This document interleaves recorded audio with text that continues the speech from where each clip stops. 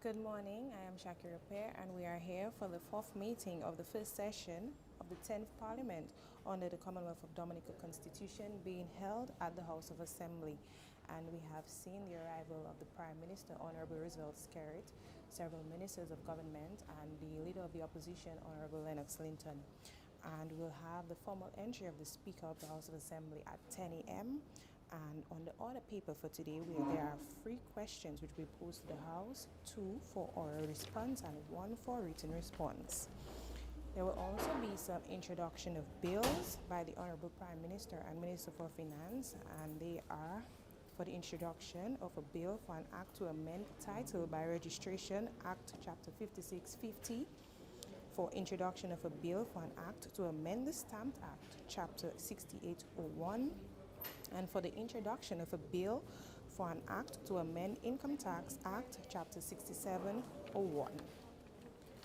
One of the most important bills which will be introduced to the House of Assembly will be by the Honorable Minister for National Security and Home Affairs, Honorable Reuben Blackmore, and this is for the introduction of a bill for an act for the amendment of the Drugs Prevention of Misuse Act, Chapter 4007, and for the introduction of a bill for an act to amend the Evidence Ordinance, Chapter 64. Also, there will be for government business by the Honorable Prime Minister a resolution for the authorization for an additional credit facility from the International Development Association, IDA, for funding of emergency agricultural livelihoods and climate resilience projects. A motion will also be put by the Honorable Prime Minister and Minister for Finance for the authorization for a second additional credit facility from the International Development Association for funding of the Disaster Vulnerability Reduction Project. Whereas by virtue of Section 3.1 of the Loans Act, Chapter 6405 of the 1990 revised laws of the Commonwealth of Dominica, the House of Assembly may by resolution duly passed authorize the minister responsible for finance to borrow money from approved sources or guarantee loans to statutory boards of public corporations for the purpose of financing general development purposes in any foreign currency or currencies. And a motion will also be put by the Honorable Prime Minister and Minister for Finance for the authorization for an additional credit facility from the International Development Association for funding of the Caribbean Digital Transformation Projects. And as we await the arrival of the Speaker of the House of Assembly, we ask you to stay tuned as we bring you the proceedings of Parliament. For the Government Information Service, I am Dvrp.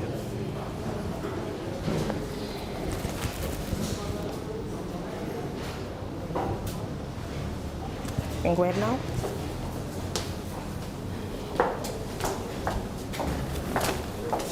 You have to wait for the speaker. Roger? Yeah, you have to wait for them to say Mr. Speaker. But that's okay. How was it? Good. Thank you. Okay. So now you have to think of your wrapper. When you finish, you just When you finish, just pause. just pause there Don't take that. just Don't take that out until. Yeah. Okay. Don't take that out. Put it up. We have to put up the mic. What's that? What's Put that? up the mic. Put Make sure the mic off.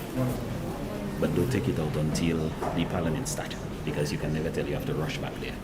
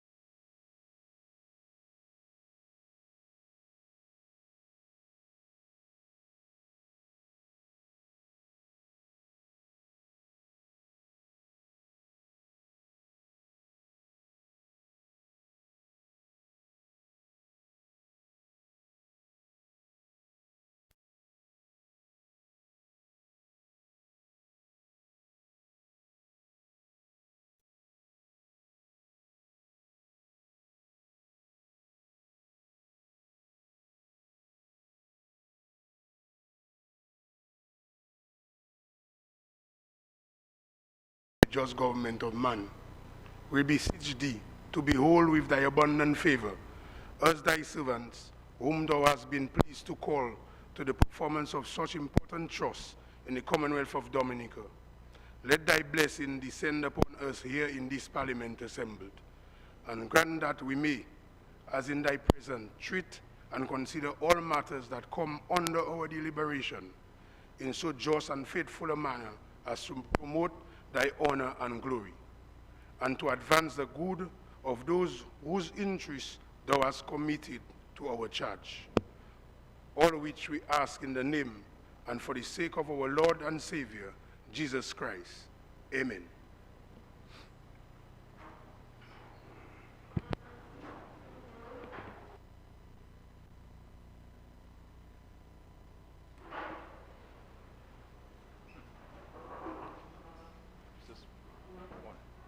Morning, Mr. Speaker.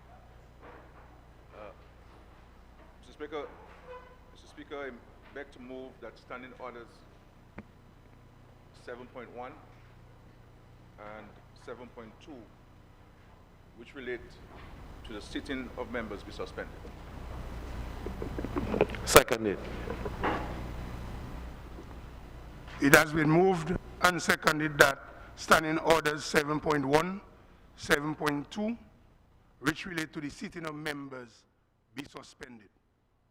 Those in favor? Those against? The ayes have it. Obituary and congratulatory remarks.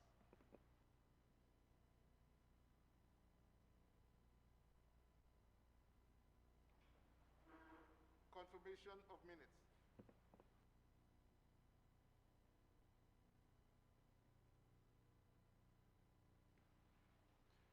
Speaker, I beg to move that the minutes of the meeting of Tuesday 28th, Wednesday 29th, Thursday 30th, Friday 31st July, and Tuesday 4th August 2020 be confirmed as circulated. Seconded. It has been moved and seconded that the minutes of Tuesday 28th, Wednesday 29th, Thursday 30th, and Friday 31st July, and Tuesday 4th of August be confirmed as circulated. Those in favor? Those against? The ayes have it. Announcements by Speaker.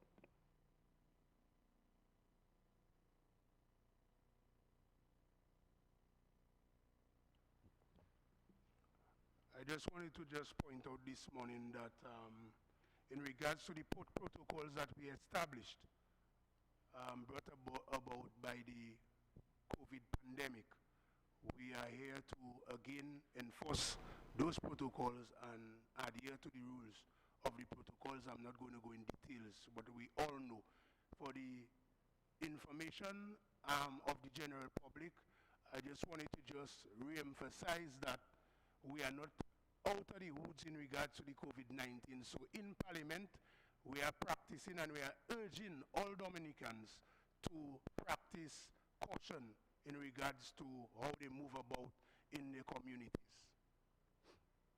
In regards to a second announcement, the Honorable Minister Greta Roberts has asked leave of the House due to a medical situation. She's on medical leave.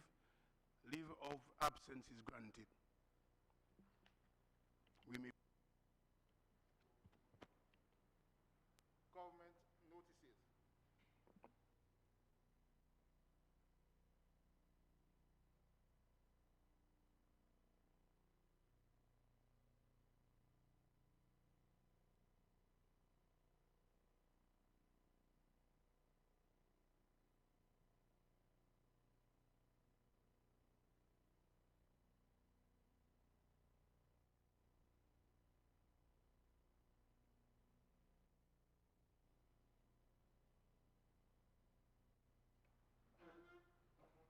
Mr. Speaker, I beg to give notice that at a later stage of the proceedings, I'll be moving all stages of the bill shortly entitled Stamp Amendment Act 2020, standing in the name of the Honorable Prime Minister and Minister for Finance, Economic Affairs, Investment, Planning, Resilience, Sustainable Development, Telecommunications, and Broadcasting on the order paper.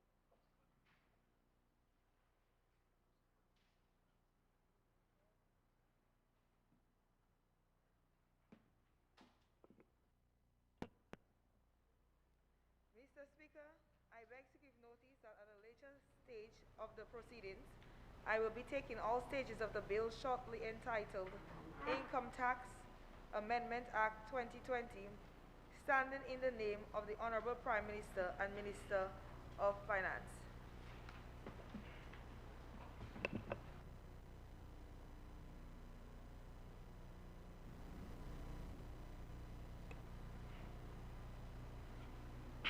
Mr. Speaker, I beg to give notice that at the latest stage of the proceedings, I will be taking all stages of the bill shortly entitled Credit Reporting Act 2020, standing in the name of the Honorable Prime Minister, Minister of Finance, Economic Affairs, Investment, Planning, Resilience, Sustainable Development, Telecommunication, and Broadcasting on the other paper.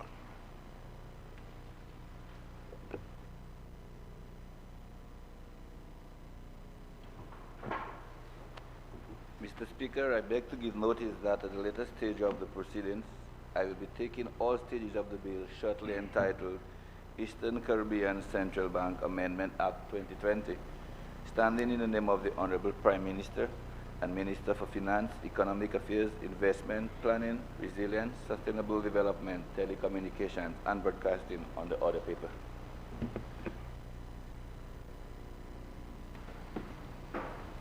Mr. Speaker, I beg to give notice that at the later stage of the proceeding, I will be taking all the stages of the bills shortly entitled Drug Prevention Misuse Amendment Act 2020 and the Evidence Amendment Act 2020, standing in my name on the order paper.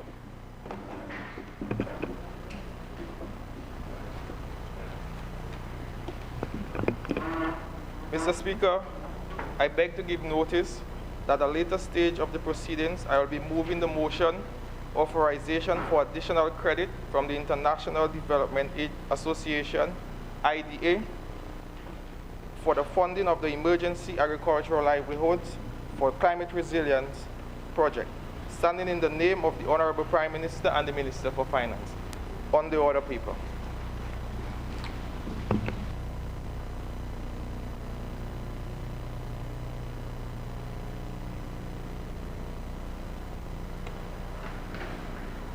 Mr. Speaker, I beg to give notice that at the latest stage of the proceedings, I will be moving the motion authorization for a second addition credit facility from the International Development Agency, IDA, for funding the Disaster Vulnerability Reduction Project, standing in the name of the Honorable Prime Minister and Minister of Finance, Economic Affairs, Investment, Planning, Resilience, Sustainable Development, Telecommunications, and Broadcasting on the other paper.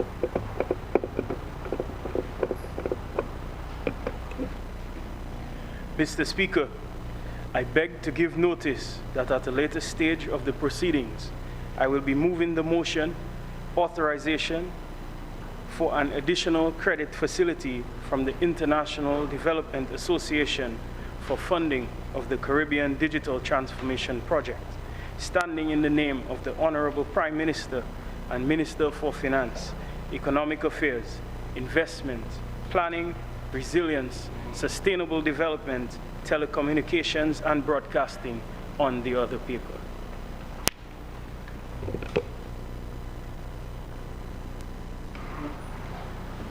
Mr. Speaker, I beg to give notice that at a later stage of the proceedings, I will be moving the motion authorization for an additional credit facility from the International Development Association, IDA, for funding of the OECS, Organization of Eastern Caribbean States Regional Health Project, standing in the name of the Honorable Prime Minister and Minister for Finance on the order paper.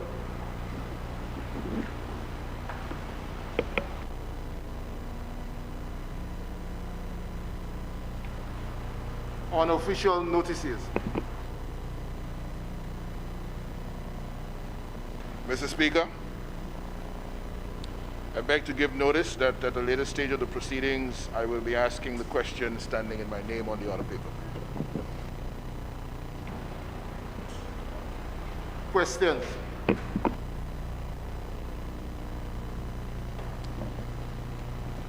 Will the Honorable Prime Minister and Minister for Finance provide this Honorable House with a schedule of disbursements, payments, if any, from the airport development account since May 2017 and the balance of that on that account as at September 30th, 2020?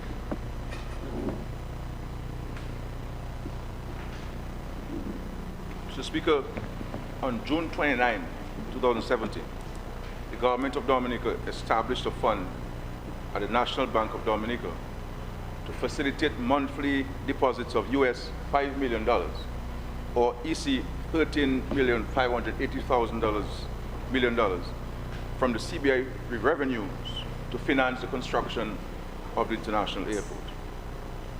With our monthly savings, the balance in that fund as of June 30, 2018 was $149,429,500. The balance in that fund as of September 30, 2020 was $239.69.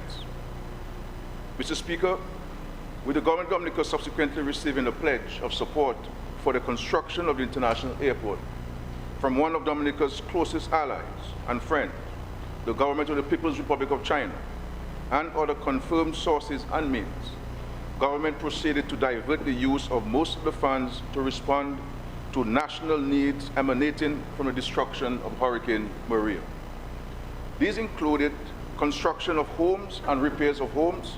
And as you know, Mr. Speaker, many people did not have insurance, while some were underinsured and received less than what they would have expected from the insurance companies. And therefore, they all required government support. Restoration and rehabilitation of roads, river dredging, and repairs to government buildings. Support was also provided to several private sector businesses who were in dire need of financial support during the devastation of Hurricane Maria, including the wage bill support for some of those businesses.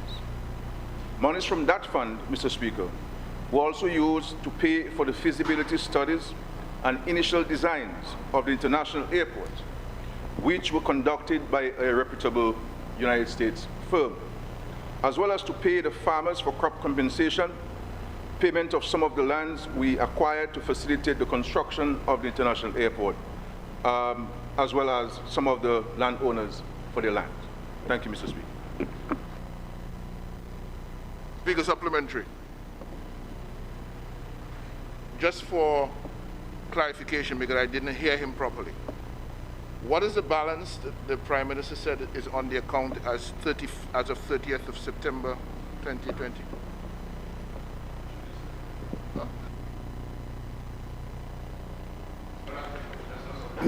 Your supplement should have been a question, but you asked him to repeat, but you are saying that you didn't hear. Mr. Speaker, I'm asking for clarification. What did the Prime Minister say? It's okay. I'll get the copy of his statement.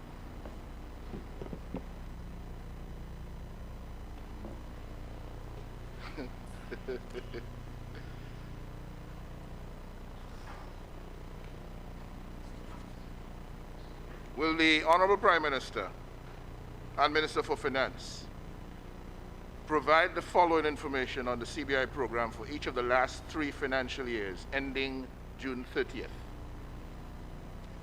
1, the number of citizenships approved, broken down by Economic Development Fund, housing, real estate, and any other citizenship access options. 2, the amount of money paid for the approved citizenship broken down by Economic Development Fund, housing, real estate, and any other citizenship access options. 3, receipts, disbursements, and year-end balances for all special funds, trust funds, escrow accounts, and other funds, accounts operating with money derived from and or connected to the Citizenship by Investment Program. Mr. Speaker, in fiscal year 2007-2018, 1,673 citizenships were approved as follows.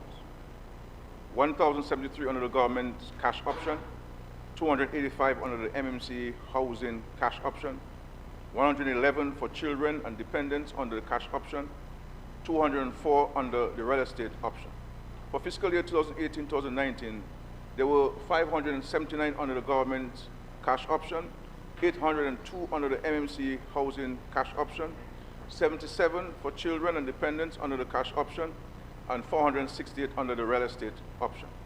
For fiscal year 2019-2020, there were 396 under the government's cash option, 1,057 under the MMC housing cash option, 319 for children and dependents under the cash option, 443 under the real estate option.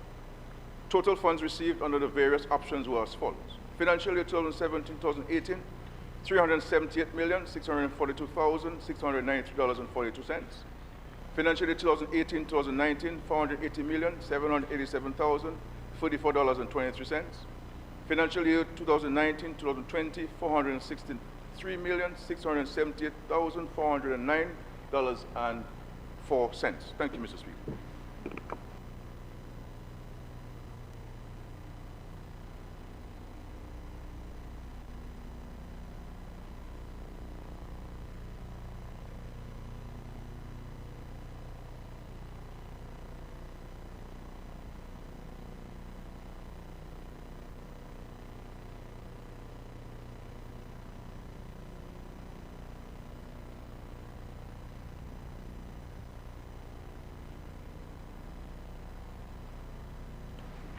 Member, could you repeat your mic or is still off? So just start all over. Sorry, Mr. President.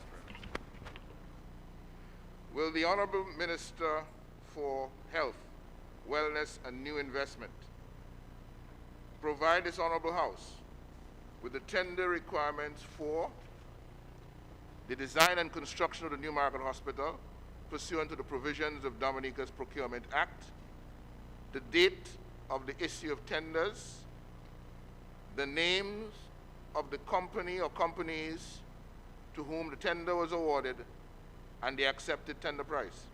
B, the design and construction of the health centers in various locations over the past 2 budget cycles, pursuant to the provisions of Dominica's Procurement Act, the date of the issue of the tenders, the names of the companies or companies to whom the tender was awarded, and the accepted tender price.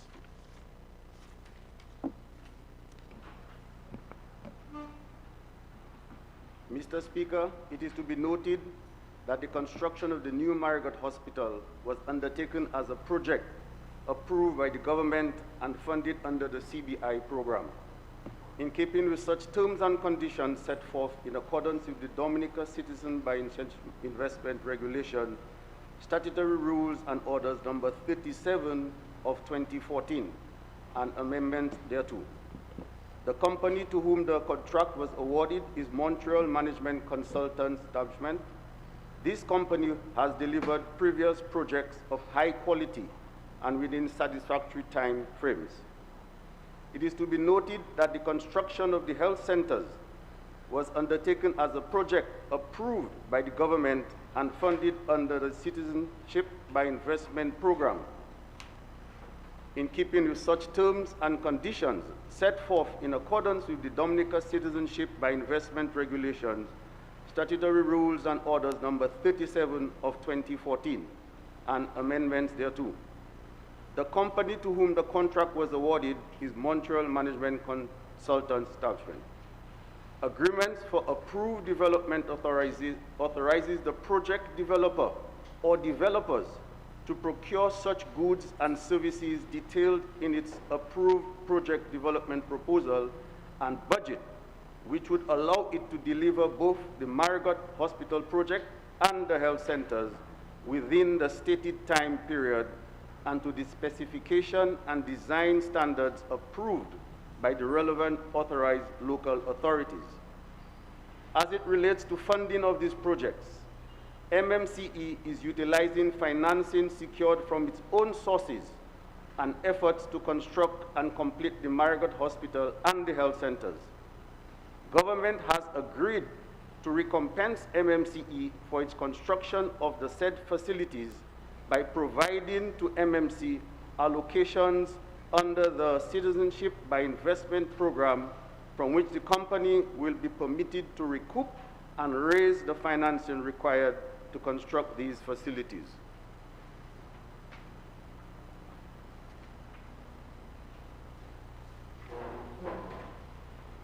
Statement by Ministers.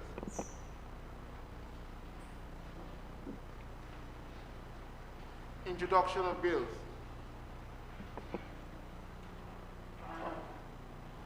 Mr. Speaker, I move that the bill shortly entitled Title by Registration Amendment Act 2020 be read the first time. Mr. Speaker, I beg to second the motion.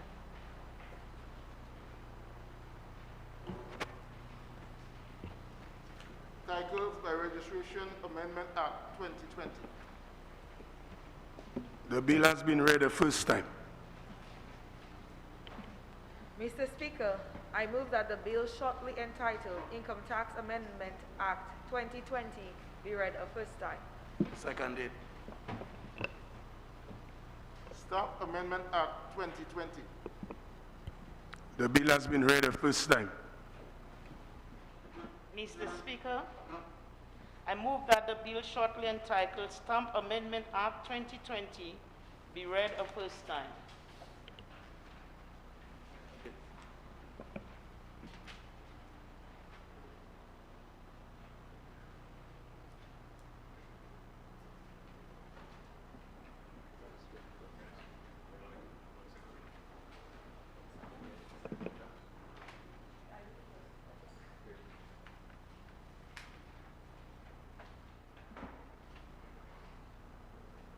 Mr. Speaker, I move that the bill shortly entitled Income Tax Amendment Act 2020 be read a second time. First, I did first. Yeah. Seconded.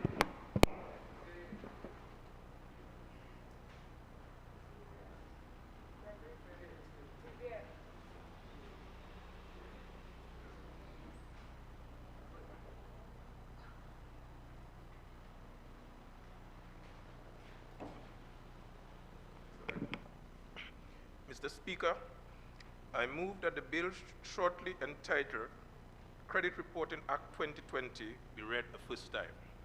Seconded.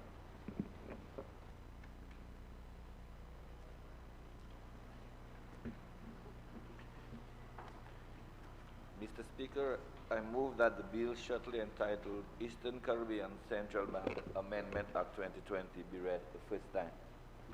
Seconded.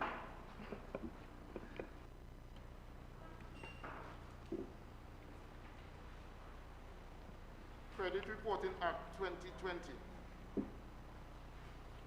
The bill has been read the first time. Eastern Caribbean Central Bank Amendment Act 2020.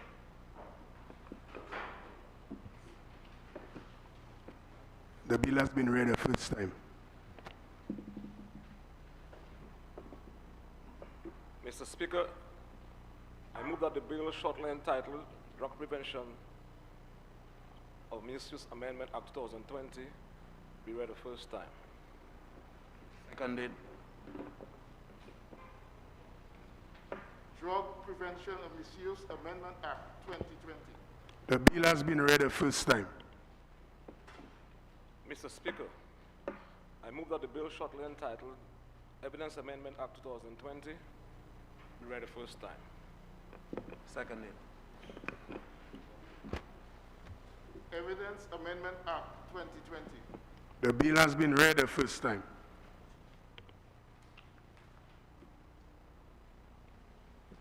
Public business, government business, motion.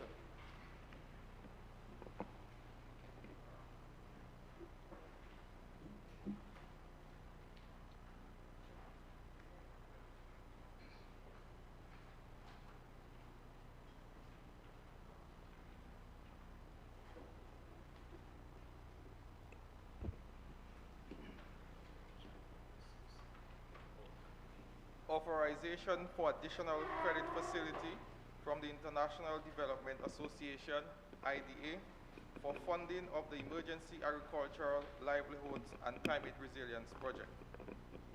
Whereas by virtue of Section 3.1 of the Loans Act, Chapter 6405 of the 1990 revised laws of the Commonwealth of Dominica, the House of Assembly, by resolution duly passed, authorize the minister responsible for finance to borrow money from approved sources or guarantee loans to statutory boards or public corporations for the purpose of financing general development purposes in any foreign currency or currencies.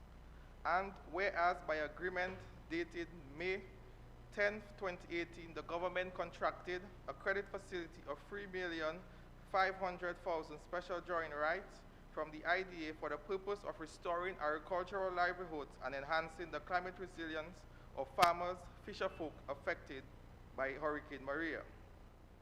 And whereas these funds are to be used to provide assistance to crop and livestock farmers, fisherfolk, producer organizations affected by Maria, and for the restoration and revitalization of the agriculture sector in Dominica, and for provision of immediate and effective response for the eligible emergency. And whereas, with the emergence of COVID-19 pandemic, it was necessary to divert some of the funds to address the urgent needs of food security, agricultural production, and health services. And whereas, the government of Dominica and the International Development Association, IDA, agreed the additional funds are necessary to finance the original activities, that it is an additional sum not exceeding $2,700,000 special drawing rights, equivalent to $3,780,000 or $10,206,000 Eastern Caribbean dollars. And whereas the government of the Commonwealth of Dominica and the IDA have agreed to enter into an agreement whereby the government of the Commonwealth of Dominica will contract an additional credit facility in the sum of $2,700,000 special drawing rights, the equivalent to $3,780,000 US dollars or $10,206,000 EC dollars. Be it resolved that in accordance with Section 3.1 of the Loans Act, Chapter 6504 of the 1990 revised laws of the Commonwealth of Dominica, this Honorable House authorizes the Minister for Finance to borrow by means of credit an additional sum not exceeding $2,700,000 special drawing rights or the equivalent to $3,780,000 United States dollars or $10,206,000 Eastern Caribbean dollars. Interest rate, 1/4% per annum. Commitment charge, 1/2% per annum. Repayment, 50 semi-annual installments commencing August 15, 2030, with a grace period of 10 years. Mr. Speaker, I beg to second the motion.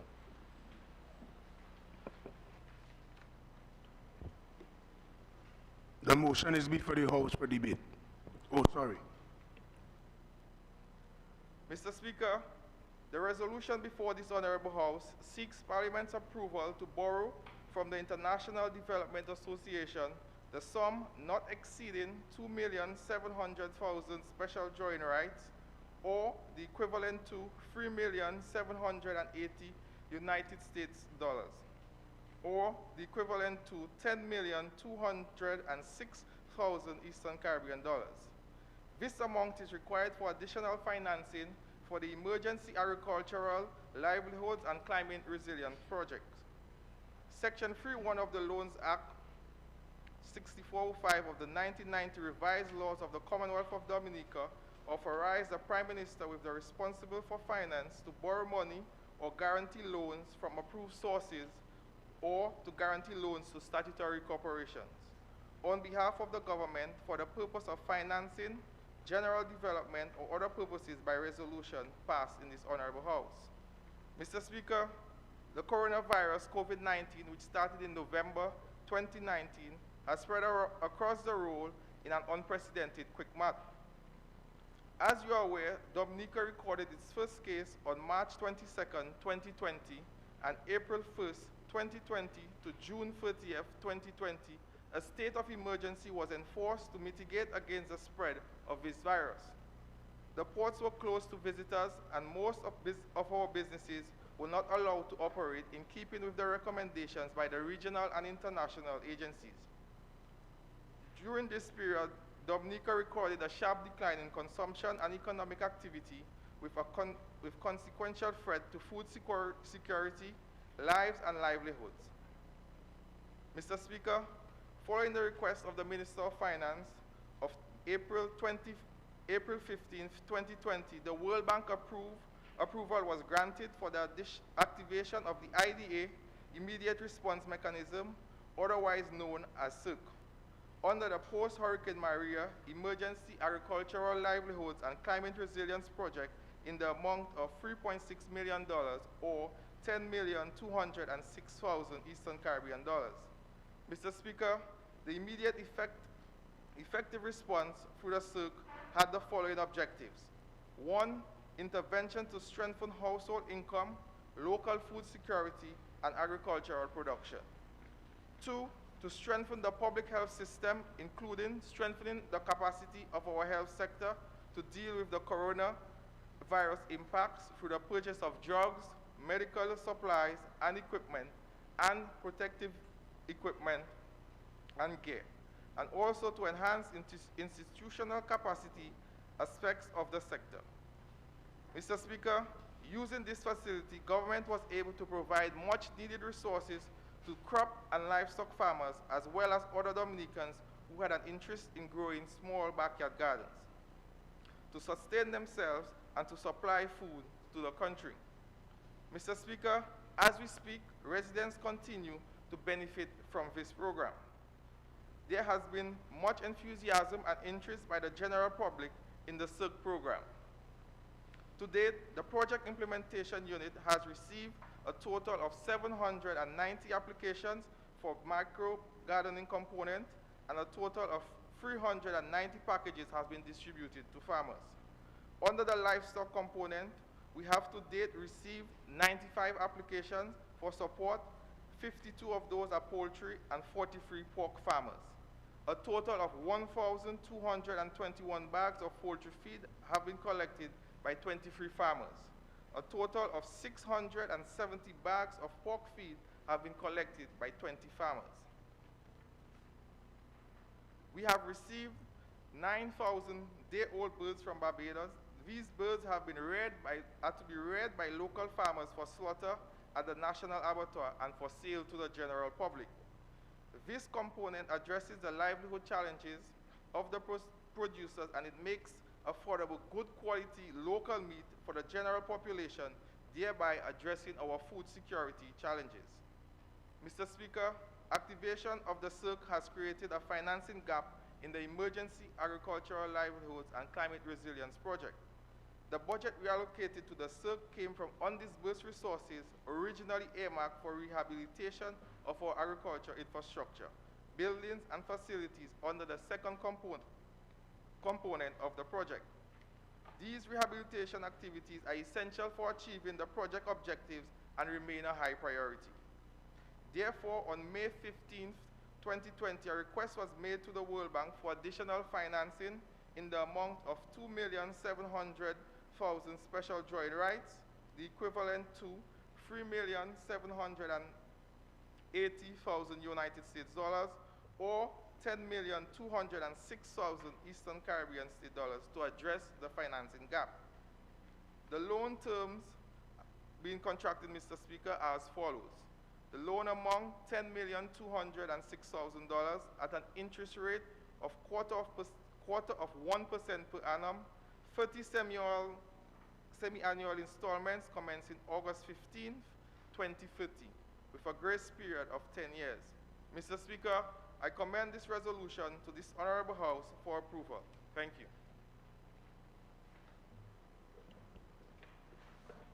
The motion is before the House for debate.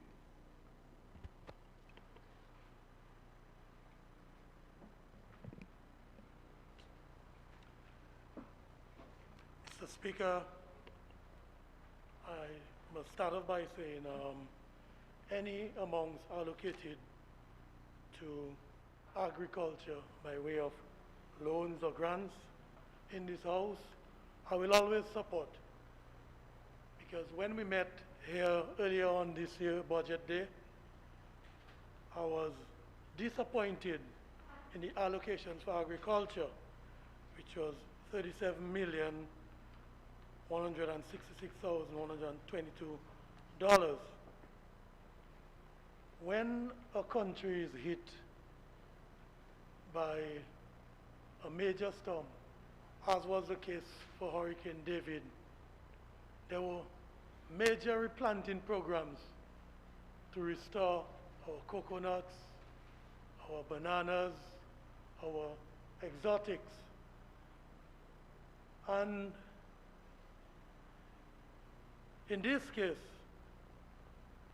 earlier on this year, we were hit by COVID-19. And what COVID-19 has done is that it has exposed a gaping hole in our economic strategy. We saw after Hurricane Maria that we had a few replanting programs, but nothing significant enough to affect our exports. Farmers are discouraged, markets have disappeared, and if we reflect for a little while, on about 2 decades ago, that was about 25 to 30 years ago, we had individuals shipping fruit via aircraft to other Caribbean islands. So it was done before, so we can do it again. I'm suggesting that we must invest in a bigger way in agriculture if we talk about resilience. Resilience in agriculture by way of a strategy must invest more monies in agriculture. We have an almost 2-decade-old promise of ships to take our crops to the other islands, but it's just that, a promise. So I'm suggesting that by way of a strategy going forward, we should have at least 2 aircrafts going north, well, one north, one south, and 2 refrigerated ships. All farmers are looking for is a signal that government will facilitate and the production will come. So when we talk about visionary leadership in agriculture must invest more in agriculture. And as I said, it's not too late. Some of the monies that we're talking about from passport earnings, you know, we should be looking at $200 million as an investment in agriculture. So yes, I will always support anything to have a soft spot for agriculture. And I think despite what we do in tourism, despite what we do in the other sectors, it is clear that agriculture will always be a significant strategy if adopted, for Dominica. We are also saying that small entrepreneurs, much more of granting facility must be given to small entrepreneurs. The whole question of arrowroot, farine, the packaging of those products, and most of all, assistance for shipping to the other Caribbean islands. Think of our economy at this time. We cannot accommodate the tourists so that we can get the tourist dollar. But if our strategy was properly designed, we would be making quite a bit of money from our agriculture today, even in a situation of COVID. When we look at St. Vincent is smiling, you know, and I wouldn't be surprised if Ralph Gonzalez get another term because he has a proper strategy. He has a proper strategy for agriculture, and he decided that he would not go the way of passport. He said he'll not go the way of passport.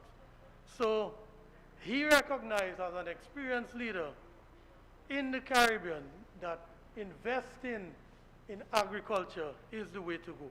St. Lucia has done it also. So I'm suggesting that it is not too late for Dominica, that we invest more heavily in agriculture. Thank you very much.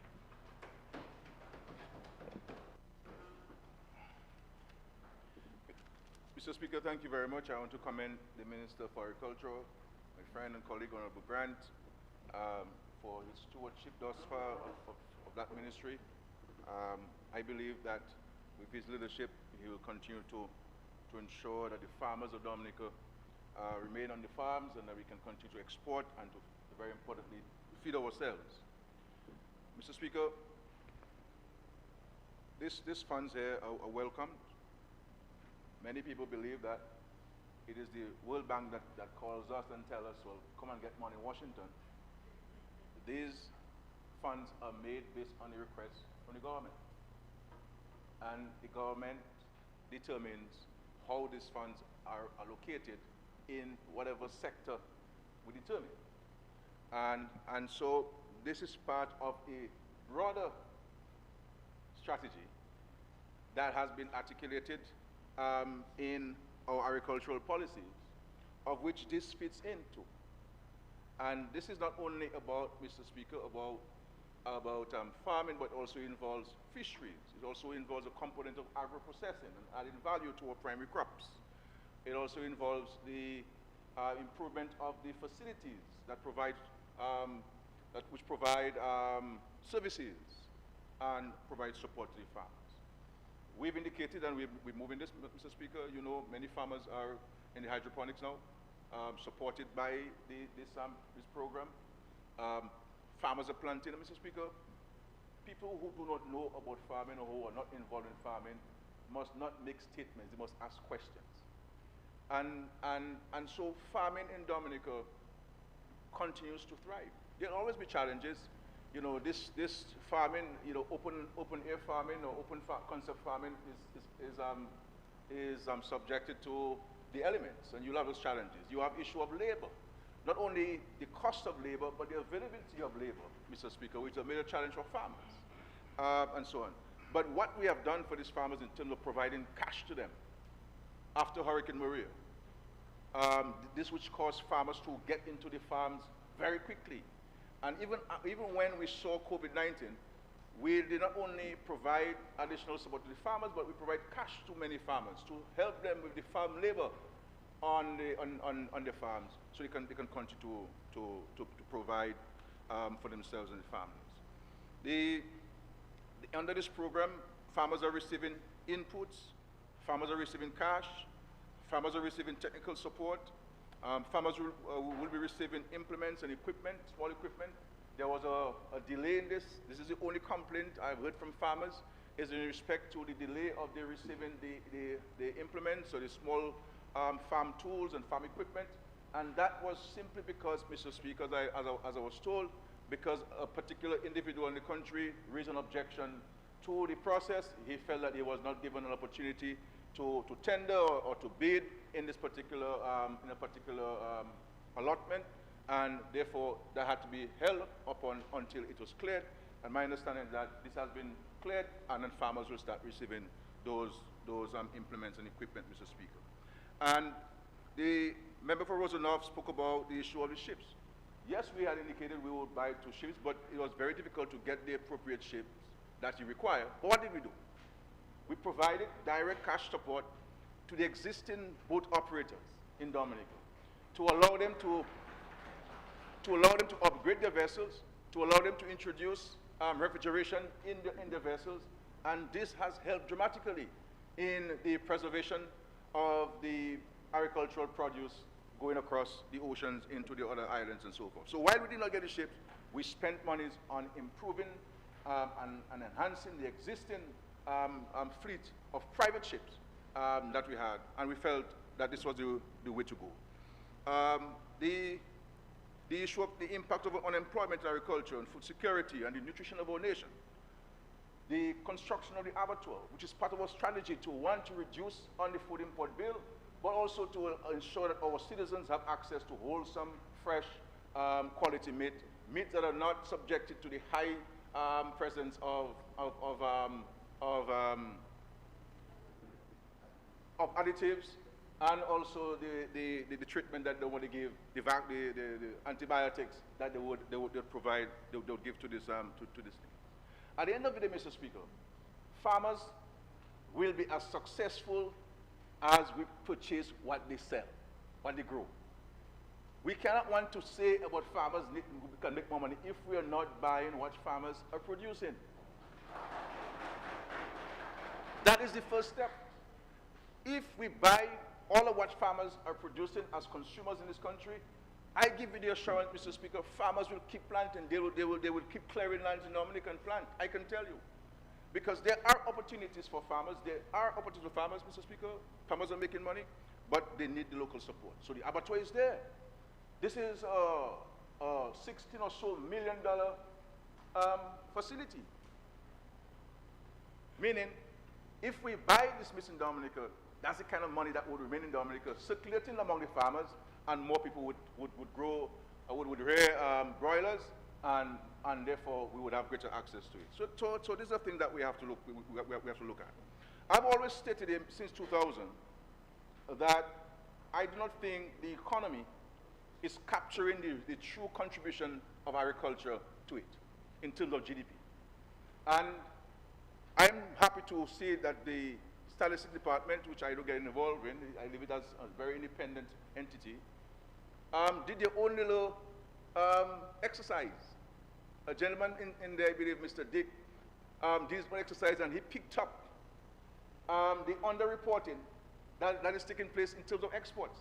And he selected about 5 or so items, and it showed you the dramatic difference in what is reported and what is actually exported. So I think that we have to address the issue of statistics. We have to go back to the agricultural information management system. I know the minister is working on this to reintroduce it so we can get the statistics in there. And so these funds will no doubt assist the farmers. It will assist the economy. It is welcome. I want to thank the World Bank for the extraordinary partnership that they have with this country.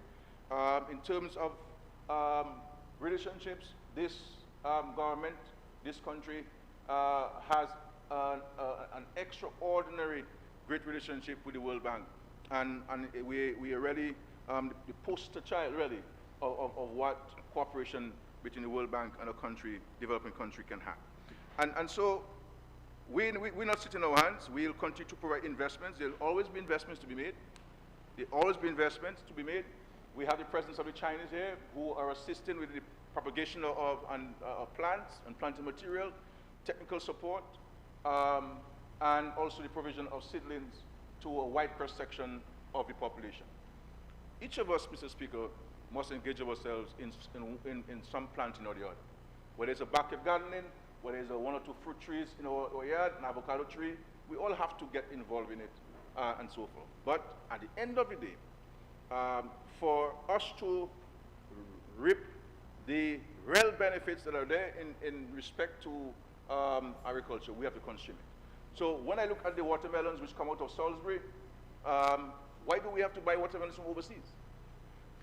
The cantaloupes, we don't plant cantaloupes to sell, but we import cantaloupes. And cantaloupes, like watermelon, like cucumbers, can grow in Dominica. I grow them in Vegas, I grow them in Mondaniel.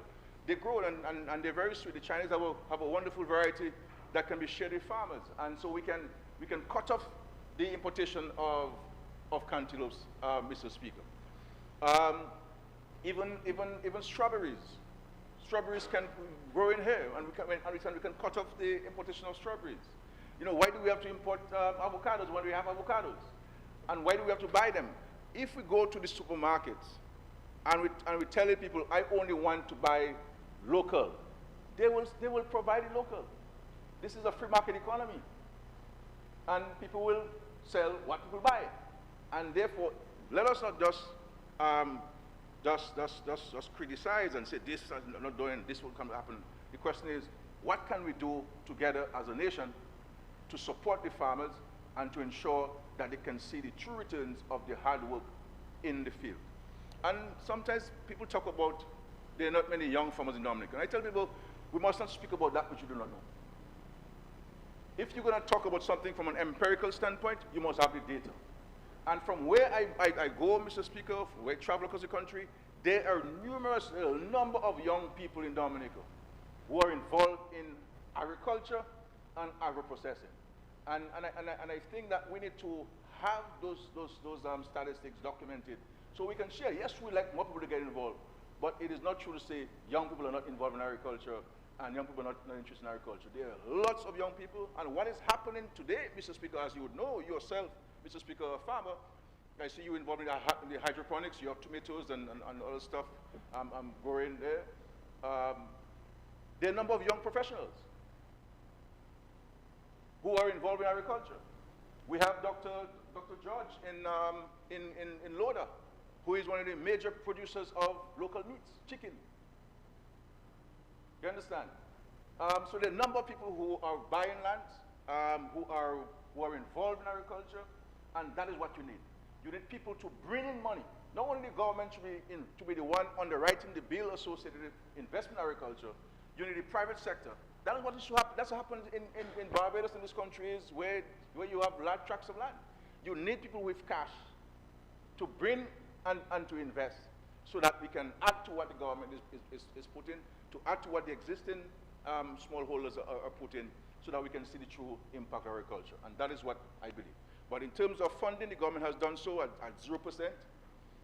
We've done so at 50-50. If you take 50,000, you get 25,000 as a grant, 20,000 as a loan at 1% interest. We had the 2% interest loan at the aid bank. And through this particular intervention, we're making these things available to the farmers and also the fishermen. Under this program, Mr. Speaker, as you know, fishermen will receive outboard motors. They'll receive fishing boats.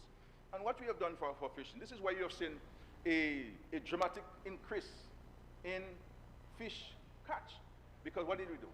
We placed the fish aggregating devices, the FADs, across our shores, across our oceans, or within our exclusive economic zone.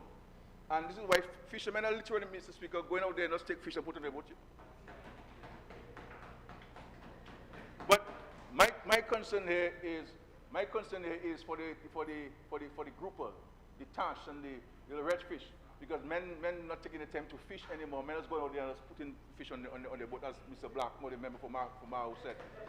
Fish falling on his head in Mao. You see what I'm saying? So the fish people are hardworking. You know, the farmers are working hard. I believe the way we can support them is not by lip service or criticizing this or criticizing that. It's by yourself being a farmer. You grow food, and by you buying. If you're not planting, you buy. If you're not buying, you plant, and you can do both. Like myself, Mr. Speaker. So when I speak about farming, I am not speaking from a textbook. I'm speaking from a practical experience. Somebody who is promoting holistic agriculture, organic agriculture, and using bees to pollinate the plants and getting honey from the bees, etc., Mr. Speaker. So this is not about just huffing and puffing. It's not about hot air. It's not about wanting to catch a little soundbite. We have to be serious. And if you're serious about things, you have to buy from the farmers, or you have to plant, grow food, so you can feed the nation and assist with the national food security and also exporting. But we have to praise the farmers, Mr. Speaker, and we have to give them the encouragement. And this is the way it is. So they're doing this.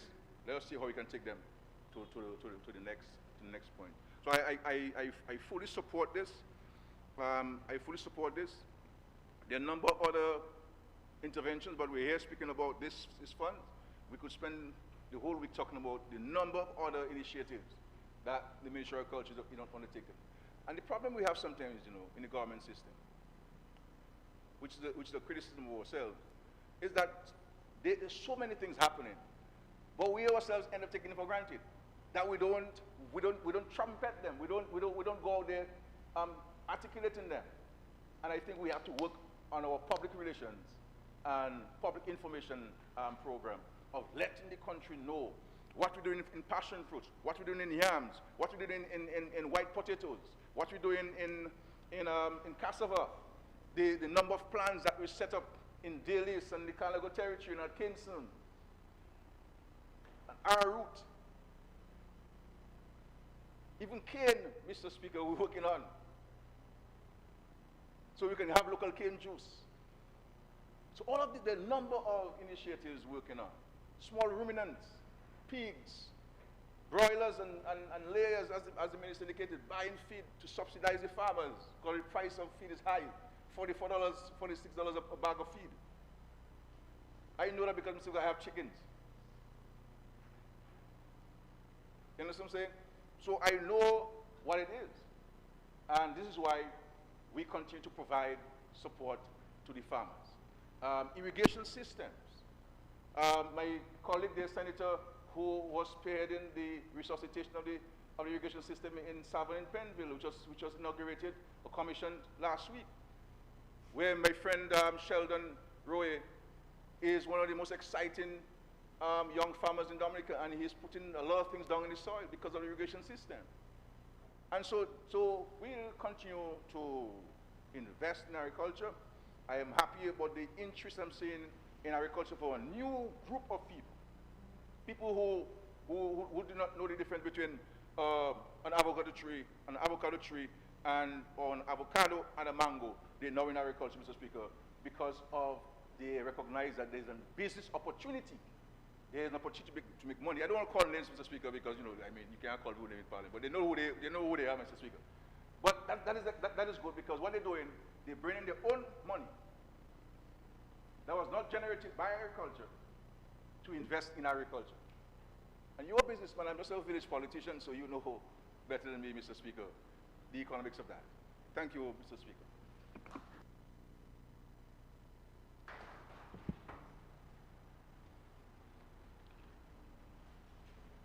Good morning, Mr. Speaker. Just want to make a few points to the matter, the motion before the House for debate. Mr. Speaker, coming from an agriculture community, and I must thank the Prime Minister for recognizing the importance of statistics. I worked at the DBMC for 16 years and I was a statistical officer. So if anybody want figures from up to yesterday, somebody contacted me for figures of banana production from 1953. So just by way of information and knowing the type of revenue that came in. I also would like to ask the Prime Minister, he made a very important point about sours. I just want to touch that point about watermelons. You come in the market with watermelons before, about 20 pickups of watermelon. And by the time it's 12 o'clock, everybody done with watermelon on a Saturday. But he made mention about why should we import watermelon. I want to ask the Prime Minister who gave these supermarkets permission to import watermelon. And that is a challenge that we have as a community. Not only, he made mention of other crops that have been imported and some of us can plant them in Dominica. Why not, through the Ministry of Agriculture, encourage others to get involved in that area? And that's where land zoning and land and crop zoning is very important in that new frost. The monies allocated, I'm drawing down, Mr. Speaker. I have no problem with monies being given to farmers and agriculture. That is very important. That is our base. We wanted to make tourism the base of. Tourism cannot be the base in Dominica if we want to the economy to thrive. And Mr. Speaker, I have no problem with the monies being, but I have concerns with the money being drawn down at this time. Why? The CBI program, we have monies in this area. If you're looking at about $14 million that we're talking about drawing down to assist the farmers and other areas. Mr. Speaker, it made mention, and I quote the resolution, and whereas these funds are to be used to provide assistance to crop, livestock, farmers, fisher folks, and producers organizations affected by Hurricane Maria for the restoration and revitalization of the agriculture sector in Dominica, end of quote. Mr. Speaker, this for me is very, very important. Post-Maria, we're talking about replanting scheme, we're talking about assisting farmers. And one of my biggest concerns that I have, and we made mention about it some time ago after Maria, is our lack of effective replanting scheme in different sectors in the agriculture sector. You talk about coconuts replanting program that we had before in the 80s after Hurricane David. The different crops. I don't need to name all the crops, Mr. Speaker, and that for me is a serious concern. I also heard the minister while presenting the motion, and he made mention in his presentation, the motion about 800 farmers applying. Mr. Speaker, I heard the Prime Minister saying about agriculture is growing. 800 farmers. But Mr. Speaker, on a weekly basis, I would deal with 800 plus banana farmers. We're talking agriculture in Dominica, talk about 800 farmers. You had some areas like Cassibrus, who had 400 farmers. We're talking about, Mr. Speaker, we're talking about ensuring that we have farmers coming. Mr. Prime Minister made a very important point, you know. Mr. Speaker, when the members on the other side presented, I didn't disturb anybody. I gave them the fair opportunity to make their presentation. I see that as a very important discussion on allocating finances to assist farmers, Mr. Speaker. Mr. Speaker, and I continue, that my concern is not a concern as only my constituency or my village. It's across the board.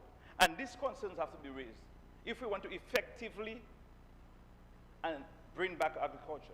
Mr. Speaker, we're 3 years late, you know, in terms of our replanting, our avocados and our plantains and our coconuts. It's taking 3-4 years for you to get from a coconut tree.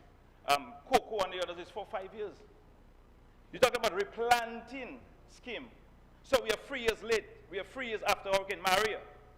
And that is the concern that I have, Mr. Speaker. Allocations of crops. And that is a concern, Mr. Speaker, coming from the Ministry of Agriculture, where you have farmers doing everything necessary to ensure that they get the crops on time. They go through the proper procedures in meeting the extension officers who come to their farm and whatnot, and asking them telling them how many crops that they need for whatever acres.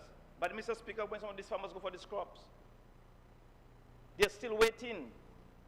But other people getting crops, Mr. Speaker, to replant. And that's a fact. Mr. Speaker,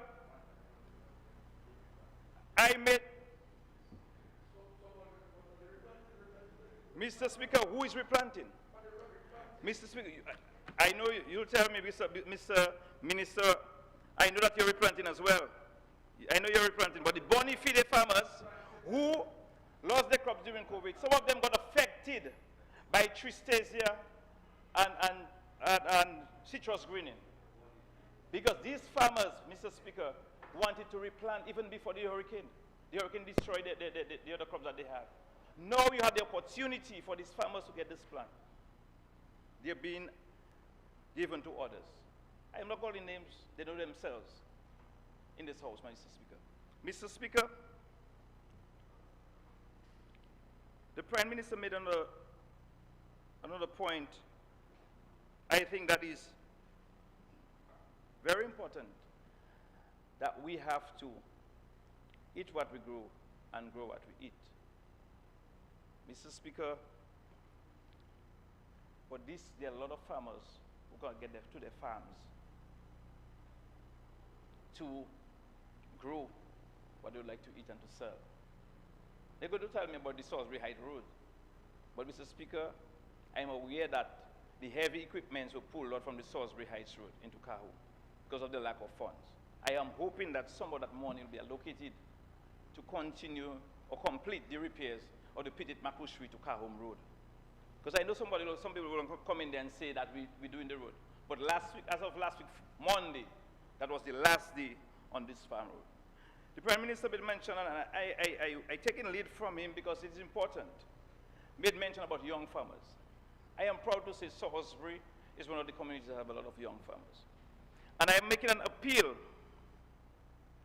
to the Ministry of Agriculture and the other line ministries that the 90 acres of farmland available in Savon York in Salisbury, please allocate this land to the young farmers of Salisbury.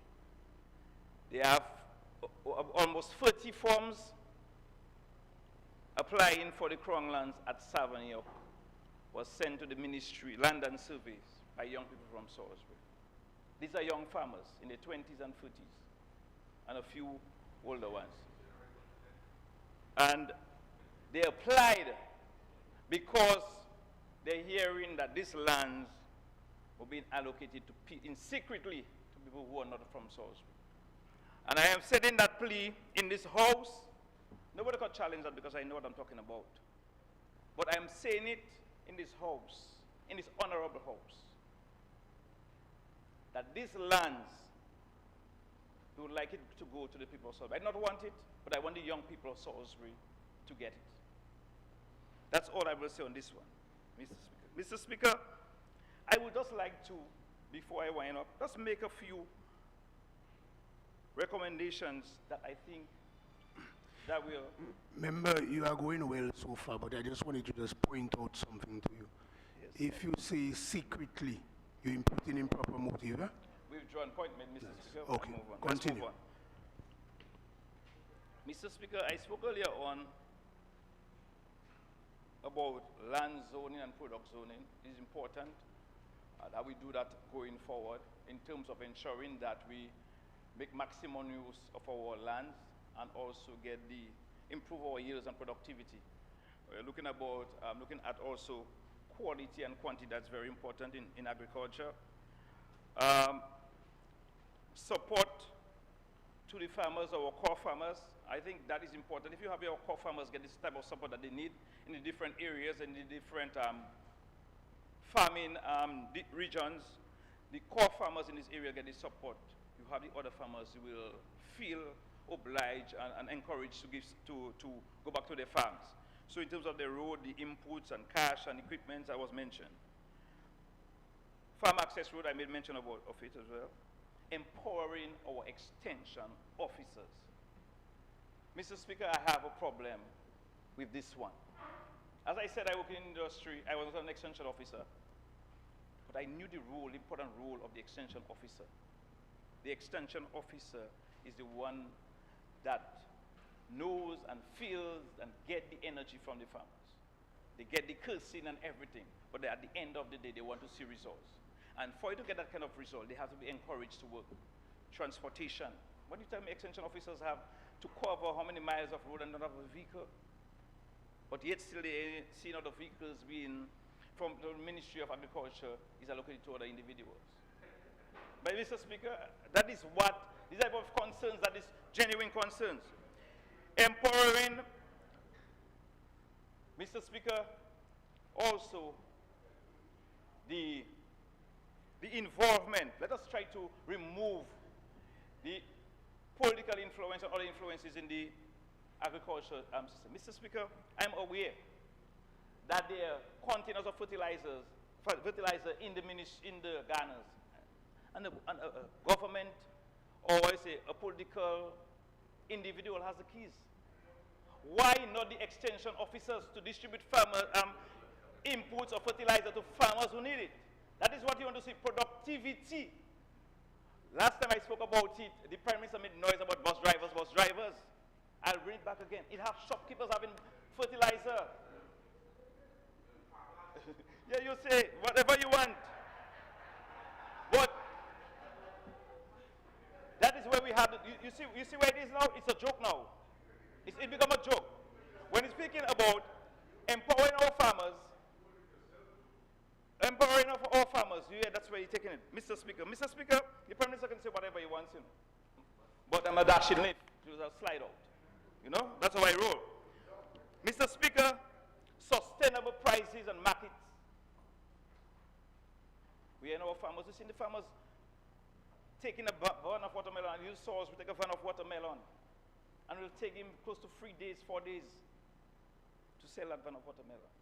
If there was market going out, you would see, or if we had markets, sustainable markets for them in the neighboring countries, we know that cargo is going back and forth. Human traffic is not moving, but cargo is going back and forth. We could have sustainable markets for these people and sustainable prices. Because we want farmers to remain on the farm. We want to ensure that they get the revenue, the income is something that they're satisfied with, and that is important. And I made mention about plant allocation. It's very important. We need to do that to allocate these plants on time. And as I close, Mr. Speaker, I just want to say, with that allocation, that funds to the farmers, we want to see it go to the proper channels, effective, on time. The farmers eliminate the red tape that some of the farmers have in trying to draw down some of these funds, in trying to get some of the inputs, in trying to get some of the 50-50 that the Prime Minister spoke about. Let's ensure that these farmers get these things readily available. I know the extension officers or whoever working with them, let us ensure that they get the information on time, get the results on time, and they move on. Thank you, Mr. Speaker.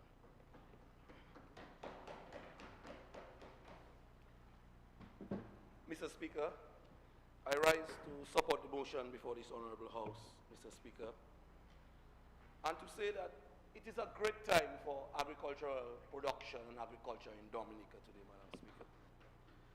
Madam Speaker, today as we speak, and the member for the Salisbury constituency spoke about statistics, Mr. Speaker.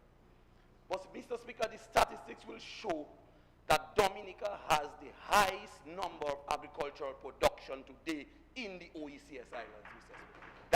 That is the record. The records will show today, Mr. Speaker, that we are generating more than any other OECS country because of our agricultural production today in Dominica, Mr. Speaker. And Mr. Speaker, that was the case even before Hurricane Maria hit us, Mr. Speaker. We were well on our way, Mr. Speaker, to establishing record figures in terms of agricultural exports, had it not been for Hurricane Maria, Mr. Speaker. And Mr. Speaker, people talking about markets disappearing, Mr. Speaker, that cannot be so at all. Mr. Speaker, I am the parliamentary representative for the Portsmouth constituency, and the Longhouse WAF falls within that constituency. And within the last year, Mr. Speaker, even after, and the Prime Minister spoke about it, 2 budgets ago, we gave $500,000, Mr. Speaker, to the shipping subsector. We gave that, and we gave loans, Mr. Speaker.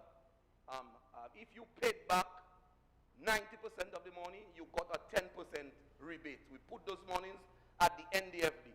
And every single boat owner that I know, Mr. Speaker, took advantage of that facility, Mr. Speaker. That is what we did so that they could refrigerate their boats, because we realized that we had the production, but getting our produce on the regional markets, Mr. Speaker, to be able to compete with the likes of the Dominican Republic, we had to ensure that we refrigerate the fresh produce. Mr. Speaker, we went even further in the shipping sector, and every single seaman, able-bodied seaman, who wanted to get qualified in able-bodied seaman certification and captaincy certification, Mr. Speaker, we sent them to Antigua and paid all the expenses covered by the government of Dominica through the Ministry of Trade. That is what we have been doing, Mr. Speaker. Mr. Speaker, and the Prime Minister and the presenter spoke about the facilities that have been made available under the World Bank facility and the CERT, Mr. Speaker. We have more boats on the water today. And that is why, Mr. Speaker, when we did our research, we recognized that we didn't have to go and invest in shipping because the private sector were coming on board, Mr. Speaker, because they saw the potential. And today we have new boats on the water. There is a boat from Portsmouth, Mr. Speaker, called Promise Kept. And that boat does a fortnightly run from St. Thomas and the BVIs in the north to Trinidad, Mr. Speaker, in the south, stopping off at Barbados and St. Lucia and Martinique, Mr. Speaker. And even taking cargo not only from Dominica because of hurricane, our coconuts are down. So he goes to St. Vincent, gets his coconuts, and comes back to Dominica, Mr. Speaker, and gets the other ground provision. Mr. Speaker, do you know that I'm the minister for next year? And a couple of months ago, Mr. Speaker, we in October now. So about July, Mr. Speaker, one farmer harvested 36,000 pounds of yams for one exporter for the Martinique market. A check had to be made out to that particular farmer in four tranches at $72,000, Mr. Speaker, right here in Dominica for just yams.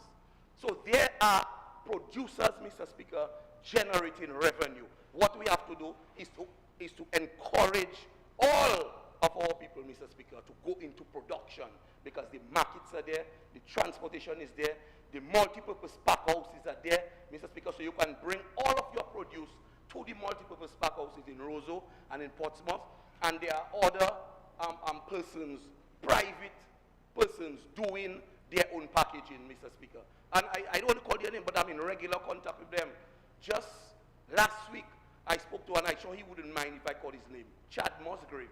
And Chad told me he's doing very well. His business is booming, Mr. Speaker. And his business is booming because he can get the produce. And he himself told me he wants to even go even further and invest into more lands, Mr. Speaker, because the demand for Dominican fresh produce is absolutely phenomenal on the regional market. And this is because of the plans and the programs that have been put in place, like this one we are debating, Mr. Speaker, by this government. Mr. Speaker, I expected all of us in the House to support the measures because historically it was the United Workers' Party that was the banana party, you know, Mr. Speaker. They pride themselves on agricultural production and banana production. So we would have expected that they would have supported the motion here. Even the member for the Salisbury constituency are telling us how the farmers, the young farmers in Salisbury, Mr. Speaker, want to expand. And I can tell you, we will make the lands available to them, Mr. Speaker. We will do that, Mr. Speaker. Because that is what this government is all about, Mr. Speaker. That is what we are all about, Mr. Speaker. Young farmers in agriculture and agro-processing. We have big G's into pepper sauce. We have the CMOS guy doing CMOS.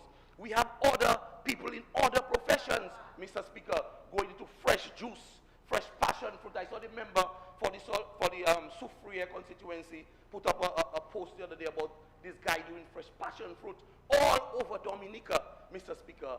The young, the middle-aged, even women, Mr. Speaker. I had the privilege of sitting down last night and listening to the Prime Minister's annual Pali program. And the cassava man, Mr. Speaker, gave the entire nation hope, Mr. Speaker, about the potential that exists in the agricultural sector. And in the Ministry of Trade, we will be establishing some cassava processing facilities, Mr. Speaker, so that more persons can go ahead and plant the cassava, and we can replicate the example and the success of the cassava man by more persons going into the cassava bread production. Because he said he has a market in St. Thomas, I think it was, Mr. Speaker, and he said he can hardly supply the market. Every week there is a demand for cassava bread all the way in St. Thomas. And these are the things that we are doing. Mr. Speaker, you heard me in the budget on as far as fish is concerned, Mr. Speaker. And we know today in Dominica, Mr. Speaker, we have the highest figures as far as the export of fish is concerned. Fishermen and businessmen are buying the fish now from the fishermen and freezing it and exporting it to places like Antigua and St. Martin, Mr. Speaker, because of the work of this government. So, Mr. Speaker, we have to support this motion before the House, Mr. Speaker. This government is the agricultural government. The records will show, when the history of this country is written, that this government has done more for agricultural production, farmers, Mr. Speaker, in this country than any other party, Mr. Speaker. This is clear. So let's talk stats. If the member for the Salisbury constituency want to talk stats, let us look at the facts and the figures. And the facts and the figures will show you, Mr. Speaker, we were the ones who spent millions of dollars to bring tissue culture, banana plants. We flew them all the way from France, I think. We got 40,000 plantlets, Mr. Speaker. This is the government, Mr. Speaker, who established the 1 mile Chinese agricultural center. Now, Mr. Speaker, we brought oranges, Mr. Speaker. We're talking about citrus to fight the citrus tristeza virus. We brought oranges, Mr. Speaker, and citrus plants all the way from Israel, Mr. Speaker, in the Middle East, down to Dominica, Mr. Speaker. We got the Cubans to help us, Mr. Speaker, on the citrus tristeza problems we were having, and distributed the fresh, healthy seedlings all over the country to the farmers. Mr. Speaker, there is no doubt. And when I speak, Mr. Speaker, without any fear of contradiction, that this government is in fact the agricultural government, Mr. Speaker, and will go down in history as such. And this facility here, Mr. Speaker, that is the foundation, that is the springboard upon which the new agricultural thrust is being established by this Labour Party government, Mr. Speaker. Thank you, Mr. Speaker.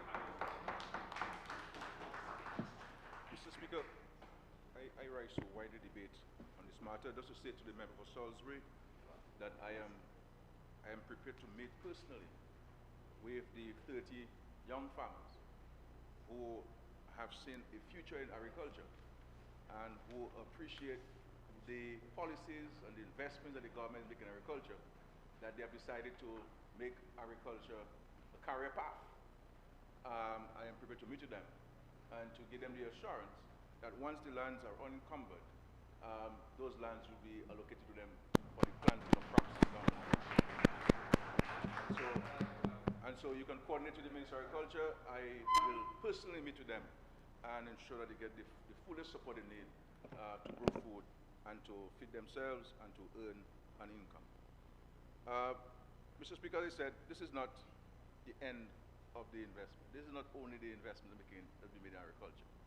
And the point is, agriculture in Dominica in particular have been subjected to a number of challenges with viruses, with the weather system, the climate change, and the impact on us is tremendous. When I tell people, Mr. Speaker, that sometimes I speak to my plants, ask them what's wrong, what's causing that to you. I seriously do that. That's how I engage in agriculture. You know, trying to understand what is causing the disease and how do we go about treating this, Mr. Speaker. Especially as I don't use the chemicals in the farm, I have to find traditional ways and non-chemical ways of treating those plants. That's to say, Mr. Speaker, I'm saying that if we are genuine about something, it is not enough for us to speak about it. We must either provide support to the farmers or ourselves involved. I'm not, this is not a boast, Mr. Speaker, because I am not for boasting. I believe in the sanctity of humility. But last year, for example, I sold 3,700 pounds of limes at an average price of $3.50 a pound. And lemons, we don't really plant much lemons in Dominica, but if a farmer wants to make money, you go in limes and you go in lemons. Because we in Dominica do not understand the differentiation between lemons and limes. And because you have these hotels, internationally branded hotels, when a discerning tourist comes and he asks for lemon, you can't give him a slice of lime, which is currently happening. So there's a huge opportunity for lemons in Dominica. And cocoa. I understand, yes, because of the hurricane, we had to import cocoa beans to supplement that which we have. But in the last year or so, last 2 years, we imported about $2 million worth of cocoa beans, wet cocoa beans. And so cocoa beans go for as much as $8 a pound in Dominica, wet beans. So all you do is just cut it in the tree, and you put it in a bag, and you sell it. You wait, and you sell it. $8, $6, $4, $5, depend on the availability and the market forces. So farmers are making money. I believe we have to move much more speedily with the use of technology and to control the environmental conditions for agriculture. So this is why sometimes you have a challenge with getting lettuce and getting seasoning, especially in the rainy season. How do you counteract that? You counteract by having the coverings and the greenhouses and the controlled system. This is why we're moving with the smart greenhouses. And we are getting support from the People's Republic of China through the Agricultural Technical Mission. We have to move to into hydroponics in a more dramatic way. So we have to get the technology into agriculture, especially as, farm labor is, one, expensive, but secondly, more critically, very difficult to come by in the manner in which you would like it to come by. So that is one of two main issues confronting farmers really, is one, pest and disease control, and two, farm labor. And I think that we need to seek ways of doing this. The Asians here, the Asians now are being paid just like our Dominicans have been paid, so it's not cheap anymore. It is equally as expensive, and so forth. And then the other point is consumption. Farmers are planting, and especially with the boost that the government is giving for agriculture, farmers are planting. What they need is an outlet. But the outlet, the supply must also be consistent. And this is why we have to move to signing agreements. And when we sign agreements, the farmer and the purchaser must maintain those conditions. Farmers have to understand also their market forces. If the supply is high and the demand is low, then the price will have to be impacted. If the demand is high and supply is low, then the price goes up. And so this is some of the things that we have to do. As we saw fish, we were getting fish before COVID there for $9, $10 a pound. Tuna and so on, it went up to $5 a pound. Then when you bring down the price, more people buy, and more people buy more, and therefore you sell more. And so I'm hoping that we can keep the price at $5 a pound. Though I cooked a broth last Saturday, Mr. Speaker. I bought some fresh fish on the roadside there. Just $15 a pound of tash and grouper. You can't. That's high. So if we want families to buy this thing, we have to find a midpoint where farmers, especially large families, can buy fish. And so we have to give the consumer the motivation, because he'll decide he'll go and buy a pound of chicken, which is a fraction of the price. And everybody will have 3 wings in their plate, as opposed to everybody having half a pound of fish in their plate, which is more nutritional for us and so on. So there are more things that we have to do. In the school feeding program, we have to ensure that children eat local stuff, they drink local juices. This morning, Mr. Speaker, as every morning, I had fruits. All of the fruits came from my farm. From papaya to golden apple to cantaloupe, you name it, they come from the farm. And I think we have to get to that point in Dominica where we don't want to give lip service to things. If we're genuinely interested in advancing something, developing it, expanding it, letting people understand that there are opportunities there, we have to do so. And we have to be on the farm much longer. We cannot do the 7 to 11 and so forth. We have to be there. That's what obtains in other countries, because in other countries, even within the OECD, within the Windward Islands in St. Vincent, the labor is cheaper. It's cheaper. In Dominican Republic, it's $1 US a day from 6 to 6. You see, so you when you look at the variables, you are at a disadvantage because labor in Dominican Republic is more cheaper, the population is larger, there are flatter lands, and so forth. So we now have to compete with these things. And how do we compete? Our niche markets and ensuring that we supply consistently. There are markets up there, we are selling a lot. There are many more hucksters now than there were 15 years ago because people are hearing the news that hucksters making money. And so they get into the business. Likewise, the member of Salisbury quite rightly recognized that there is a future in agriculture. He has 30 young farmers, on average age 22 years.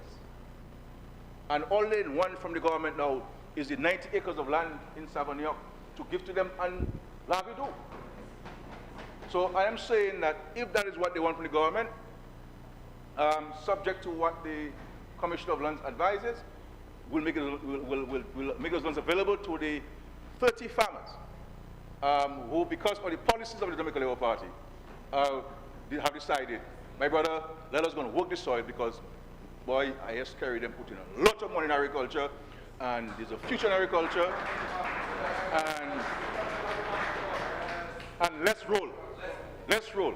And I believe it is only fair, and I say so with the greatest of sincerity, Mr. Speaker, it is only fair that if the government has lands available in Salisbury that are not being utilized, let us make it available to the 30 young farmers of Salisbury so they can grow the crops, Mr. Speaker. And this is not the first time we do that, you know. We gave the piggery. I went up there many times. I know the place you're talking about. And we've allowed farmers to grow crops there. And we gave the piggery to Mr. Gadi, may his soul rest in peace, a decent gentleman from Salisbury, at $1 a year. At $1 a year to run the piggery there, and he did a fantastic job in creating employment and providing fresh pork to our local Dominican market. So it's not the first time we're doing these things. I've been to Salisbury where we've assisted farmers on the Grand Savannah area. I've been to these areas where we provide support to farmers. I've been to Salisbury Heights, where we provided planting material to farmers there, and inputs to farmers, cocoa seedlings and citrus seedlings, and banana plantlets, and all these things there. So I know these places very well. Up in the heights of Colibri Street, Monratchet, where we have assisted farmers in the irrigation system. They're transporting water on the vans, and we gave them some support to bring water tanks there and get a pump to pump the water and all these things. All those things. And all those things will come, but we cannot not say or give the impression nothing is happening. If we're going to say we need this, we must first say what we've got and what we're getting. And say, you know, you're giving all these things, but we just need a little help there to really get to the point. And that's how if we are sincere about engaging, as we say we are, then that's the approach we take. But it is not in the farmer's interest if we say we want to help them, but we're always negative. We must give positive reinforcements to farmers. Encourage them, notwithstanding the challenges. Encourage them to continue on the farm, and so that other people can appreciate the importance of agriculture and get involved. And I get involved in agriculture because I've always been involved in agriculture. When I was in primary school, Mr. Speaker, I had over 40 goats, over 60 rabbits. And I had to run 1.5 miles to change them every day after school from PSS and from primary school. And in Vickers, I have maybe about 60 birds, you know, local fowls, you know, the pool freezer. So I engage in local fowls. They are grass-fed, Mr. Speaker. We give them coconuts and so forth, the organic birds. So the eggs are a little smaller, but more nutritional and more valuable, more expensive. So if I sell you a dozen eggs from that, my brother, you have to charge that. You have to take your time and bring an egg. You cannot bring the egg like that because that's a valuable egg. And in one day, I have about 30 birds laying about 30 eggs every day. I give out to people. I don't necessarily sell, but there are a lot of things that we can do. So if I, as Prime Minister, have the time to go on the farm at 5:30 in the morning, we have to tell the people that you yourself will have 24 hours at your disposal. Let us get productive. Let us get productive. This country, we don't have the luxury of just talking and criticizing. The Lord has given us a day to work. To work. Not to talk, not to criticize, to work and to encourage and to build, to construct, and to rebuild. That has been broken. And that's what we have to see ourselves as if we're really serious about making a contribution to Dominica's development. Because there is a former chief minister, premier of the BVI, who once said, he's deceased now, O'Neill. He says talk is cheap. But talk is even cheaper because of all these talk shows you have in the Caribbean. So we can talk, but are we putting our hand to the plow? Are we working? Are we engaging? And this is where we have to decide when we separate the ship from the goods. Are we ship or are we goods? Not in a literal sense. I don't ever say I call them a ship or call them a good, but it's biblical anyway. Biblical, you separate the ship from the goods and so on. But I want to consider myself to be a ship, Mr. Speaker, and productive and engaging rather than complaining and so on. But I thank you again, and I want to commend the Minister for his leadership.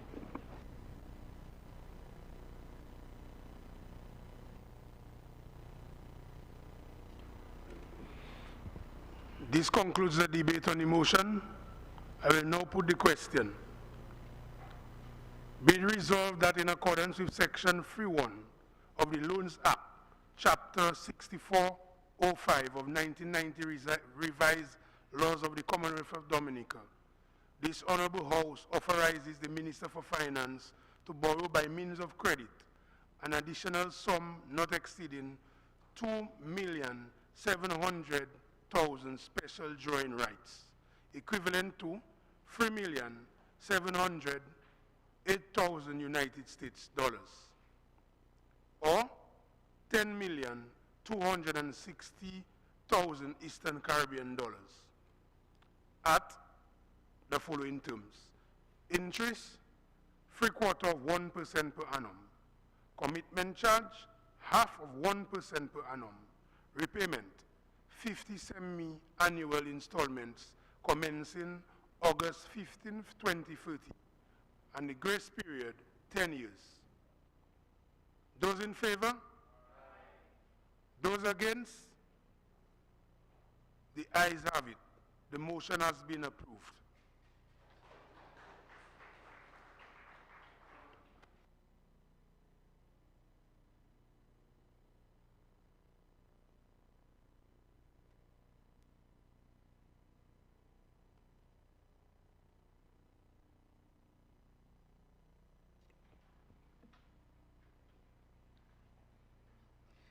Resolution.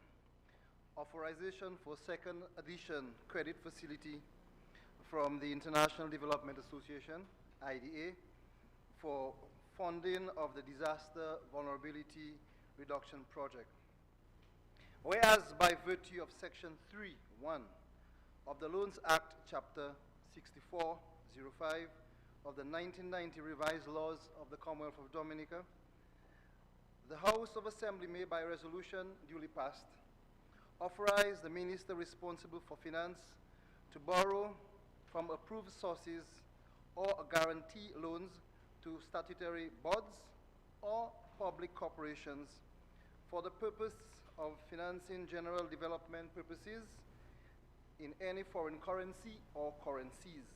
And whereas, by agreement dated June 10th, 2014, amended and reinstated on November 27th, 2018, an additional agreement dated November 27th, 2018, government contracted loans in the amount of 11 million special drawing rights and 22,100,000 special drawing rights, respectively, for the purpose of the Disaster Vulnerability and Reduction Project. And whereas an additional amount not exceeding 9,400,000 special drawing rights, equivalent to 13,160,000 United States dollars, or 35,532,000 Eastern Caribbean dollars, is required to implement the Disaster Vulnerability Reduction Project. And whereas this second edition financial will assist Dominica in the reduction of vulnerability for natural hazards and climate change impacts through investments in resilient infrastructure and improved hazard data collection and monitoring systems.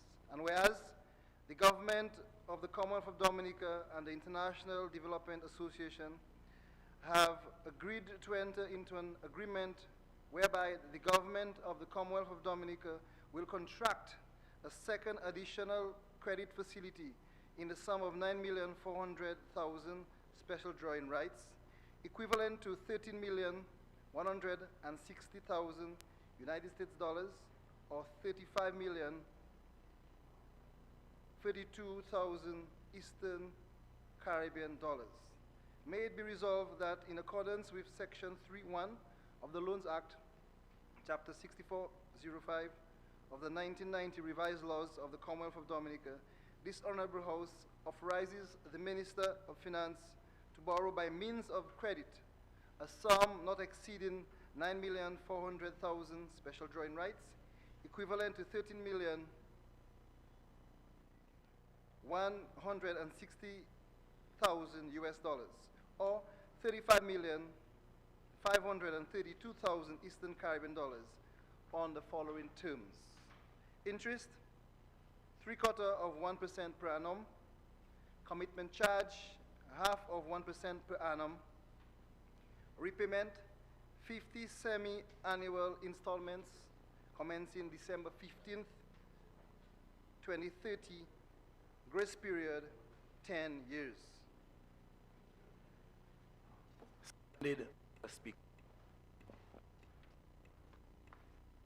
Mr. Speaker,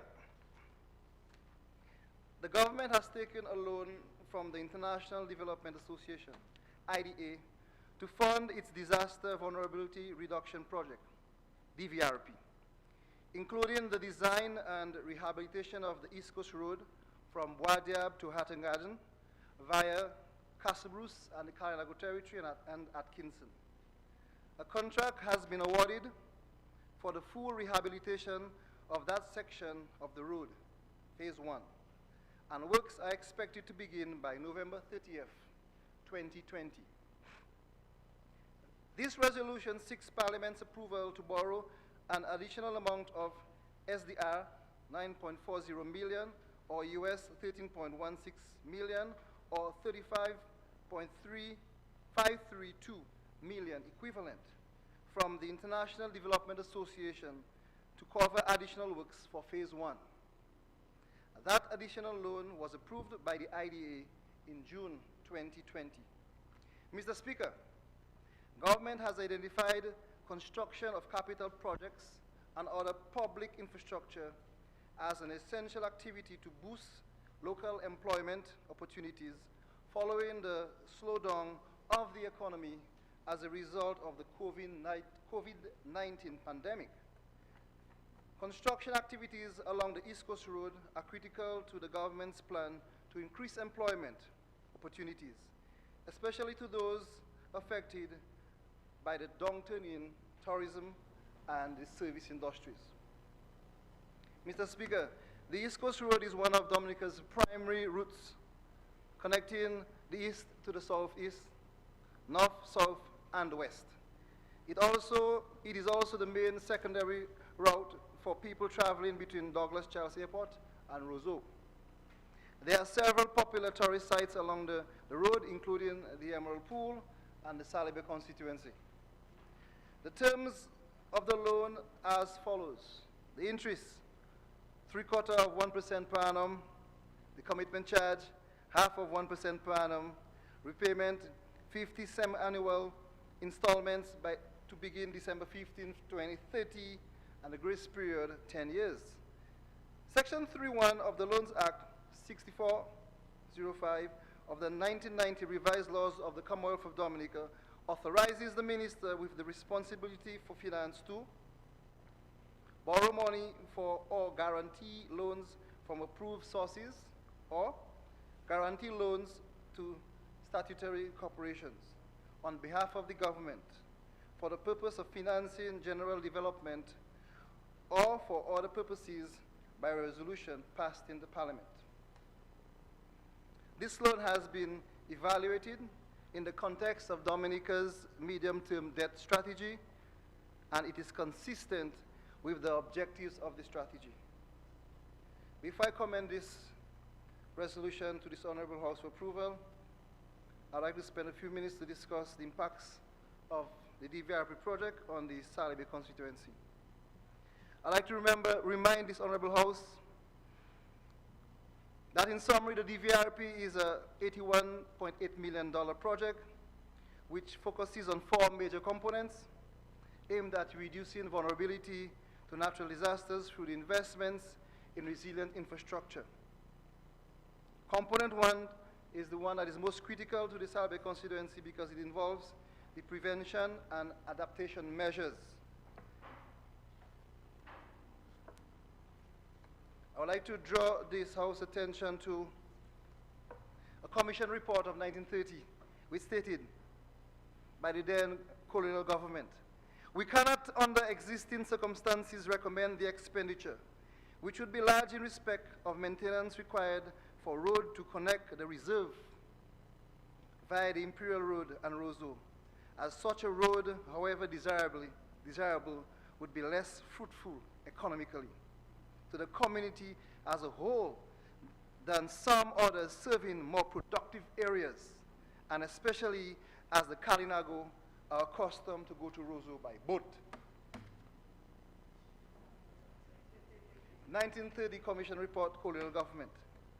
By 1965, however, it was reported that good work was going on the Salibia Road. It was reported in 1965 after the Chief Minister, Minister Leblanc, did some road tours. The project comprised of the Hatton Garden to Salibia section of approximately 66 miles. The project had begun in the second half of 1964 with a 3-mile portion costing $158,000 of a CDB grant. I'd like to say to this Honorable House, Mr. Speaker, that the road traversing the Kalinago territory in Atkinson was established finally in the 1970s under the then Honorable Lawrence Leons Daru. And the Salibia School honored him over the last week at their market day, along with my grandmother. And I believe that this road, when completed on the Dvrp project, should be rightly called the Lawrence Leons Daru Highway. And it should be officially done so in his lifetime. Mr. Speaker, it's also important to note that any loan contracted from the World Bank that affects the lives of indigenous peoples around the world are affected and have to be treated by the development of an indigenous peoples plan. So by the mere fact that the World Bank has continued to work with the government, it would appear and it would state that the indigenous peoples plan within the context of the Dominica state is taken into consideration. So the population affected in Kalinago territory and Atkinson will be done so in a positive way. Mr. Speaker, I'd like to call on the residents of that constituency, Salibia, Atkinson, more specifically Kalinago territory. They call on the skilled workers to make sure they're up and ready to work. And not only the skilled workers in terms of able-bodied people, but also the food and beverage businesses to be ready. Also, Mr. Speaker, accommodation across the Kalinago territory would be of vital importance to engineers and workers coming in, and also the local producers of farm inputs, etc., and crops. And also, because we will have a number of visitors coming in, there will also be business for the local arts and craft. I will argue, Mr. Speaker, that the East Coast segment of the road passing through the Salibia constituency will make a crucial contribution to the economic development and also the growth, and it will bring forth some important social benefits. They are of vital importance in order to make a nation grow and develop. Mr. Speaker, a road network is crucial in fighting against poverty. This is because it will provide access to employment, social, health, and education services. For those reasons, Road infrastructure, I argue, Mr. Speaker, is one of the most important public assets.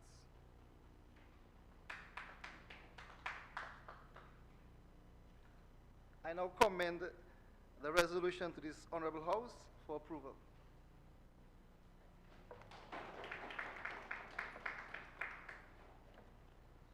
The motion is before the House for debate.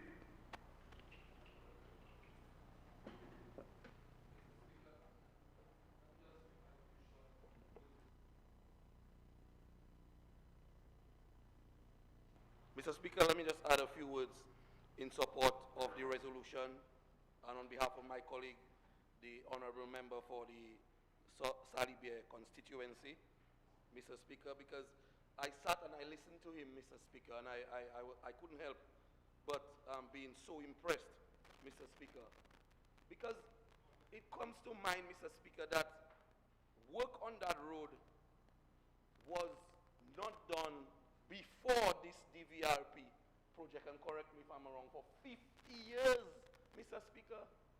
How many successive governments we've had, Mr. Speaker, and it is only this Dr. Roosevelt Skerrit-led Labour Party government, Mr. Speaker, that is continuing to uplift the Kalinago people, Mr. Speaker.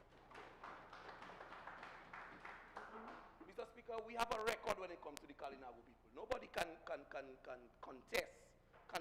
our work in the upliftment of the Kalinago people, Mr. Speaker. That is for sure. Mr. Speaker, the United Workers' Party, I believe, started a water project in the Kalinago territory, Mr. Speaker, and they are yet to finish the project, Mr. Speaker. That is their legacy in that area, Mr. Speaker. So I'm very happy to be associated with another positive project, and that is just one project, you know. We're not even speaking about the housing that is being done, Mr. Speaker, and the many schools that we have constructed in the Kalinago territory, because we recognize the value of our original people, Mr. Speaker. They are the ones who fought with their blood and their tears and their sweat for the liberation of this country, Mr. Speaker. Had it not been for the Kalinago people, Mr. Speaker, the Negmawas would not have been as successful as they were, Mr. Speaker, in fending off plantation slavery in Dominica. And that is why we value our Kalinago people so much. And that's why we came to this honorable house and we made it law. We took a legislative move, Mr. Speaker, to remove the name of Carib Reserve once and for all from our books, from our laws, from our psyche, Mr. Speaker, and we renamed truly what is really representative of the Kalinago people, Mr. Speaker, the Kalinago territory. So this road is yet another manifestation, and I hope, Senator, you will speak. Senator, stand and speak and commend, Senator, that $1880 million being spent. That is investment in your people, and the minister quite rightly said it again. Restaurants will be built, small hotels will be built for people to stay while the road is being done. Even most importantly, the Kalinago people themselves, the skilled people, the minister said, but I believe even ordinary laborers, Mr. Speaker, will be able to gain employment on that piece of infrastructure and be able to fend for themselves, to earn a living. And not only that, that is just in construction. But the road itself, when it is completed, Mr. Speaker, will generate and spur more investment, because the Kalinago territory is in the middle of some of the most important tourism assets in the Commonwealth of Dominica. That is the work of this government. I can't understand how the opposition cannot see that, Mr. Speaker. You must go on record as supporting those positive moves. Do not let history record you, Senator Masley. Do not let history record you as being against such positive pieces of infrastructural development in the Commonwealth of Dominica, Mr. Speaker. Mr. Speaker, that is what we're all about in this honorable house. So I'm very happy. I'm not going to yield to you, Senator. I'm not going to yield to you, Senator. I'm your senior here. 20 years your senior in this honorable house. Listen to me, Mr. Speaker. So, Mr. Speaker, that is just true. And, Mr. Speaker, it is confidence in this government.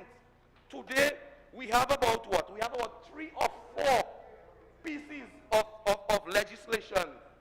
Speaker, legislative instruments being passed in this house today where monies are being lent, monies are being loans are being given to this government, even in this hard global economic times of COVID-19, Mr. Speaker.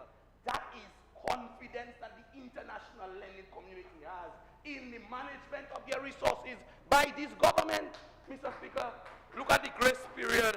I think you said a grace period until 2030. Mr. Speaker, 10 years grace period. And I can assure this honorable house that this government will be present in those 10 years to repay that money. So without any further ado, it is with pride, Mr. Speaker, that I stand and I support my colleague, and I'm very happy, Mr. Speaker, for the continued upliftment of the Kalinago people in the Commonwealth of Dominica. I thank you very much.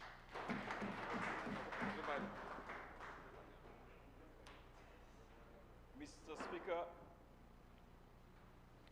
I too would like to make a short intervention on this motion before the House. Mr. Speaker,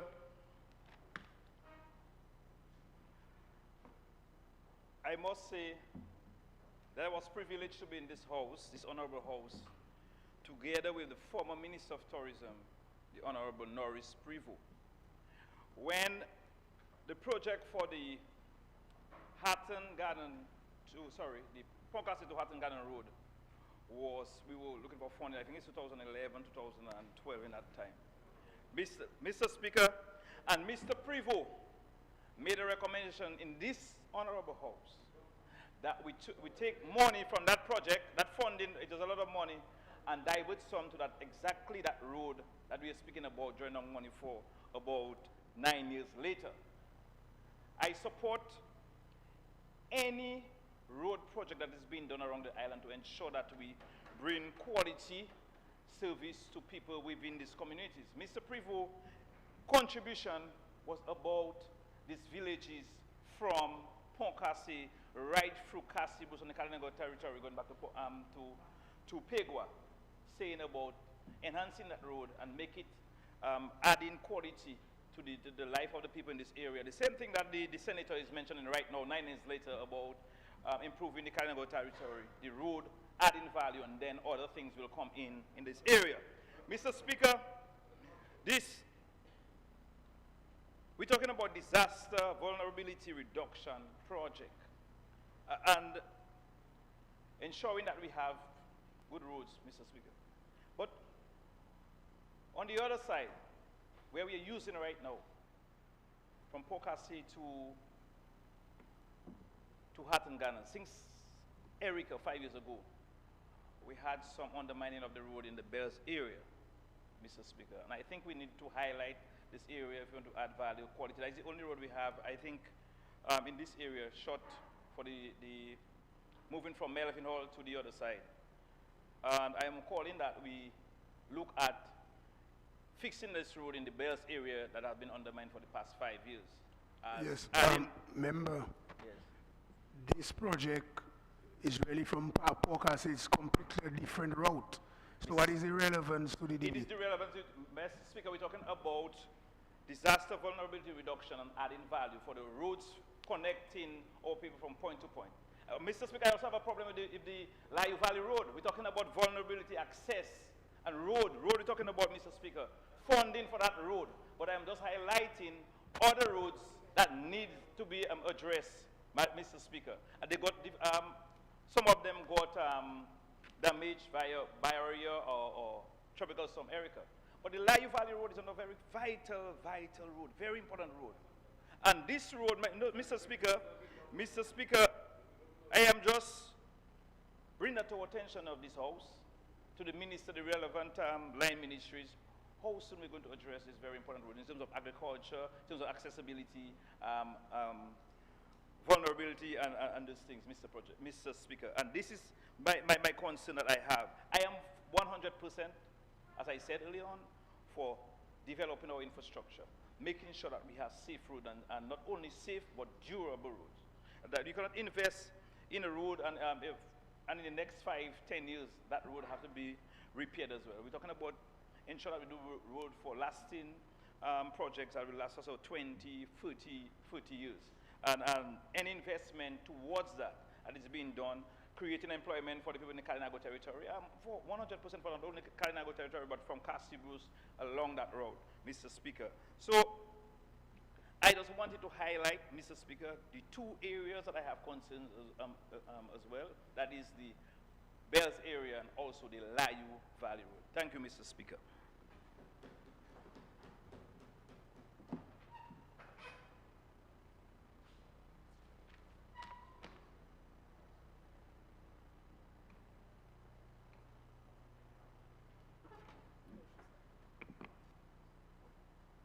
Yes, I recognize you, Honorable Minister Alfred. Proceed.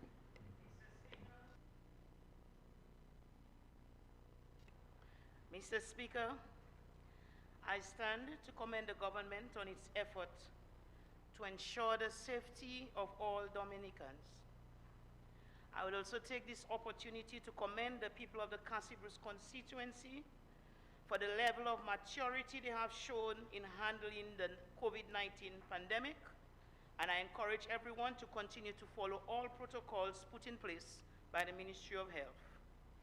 I would also like to offer more condolences to the family of Pierre and Pearson Labissiere of Good Hope.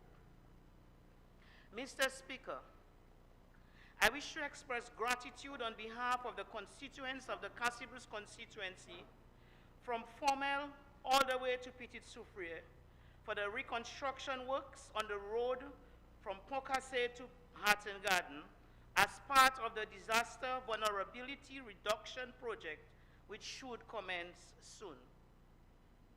Everyone is aware of the vulnerability of this area. Remember the two footballers who lost their lives there when after a night of rain, the road collapsed. We are also very prone to landslides. In fact, Mr. Speaker, changes in temperature and rainfall, along with extreme weather events caused by climate change, will have effects everywhere, and the road from Pokase to Petit Soufriere, or all the way to Hatton Garden, is no exception. Our area will continue to experience rain and sometimes high summer temperature, which affect our road structure. This government is aware of this and have developed strategies to mitigate the effects of climate change on our roads, and we have also developed plans to adapt our infrastructure to improve resilience to disaster events and to reduce vulnerability.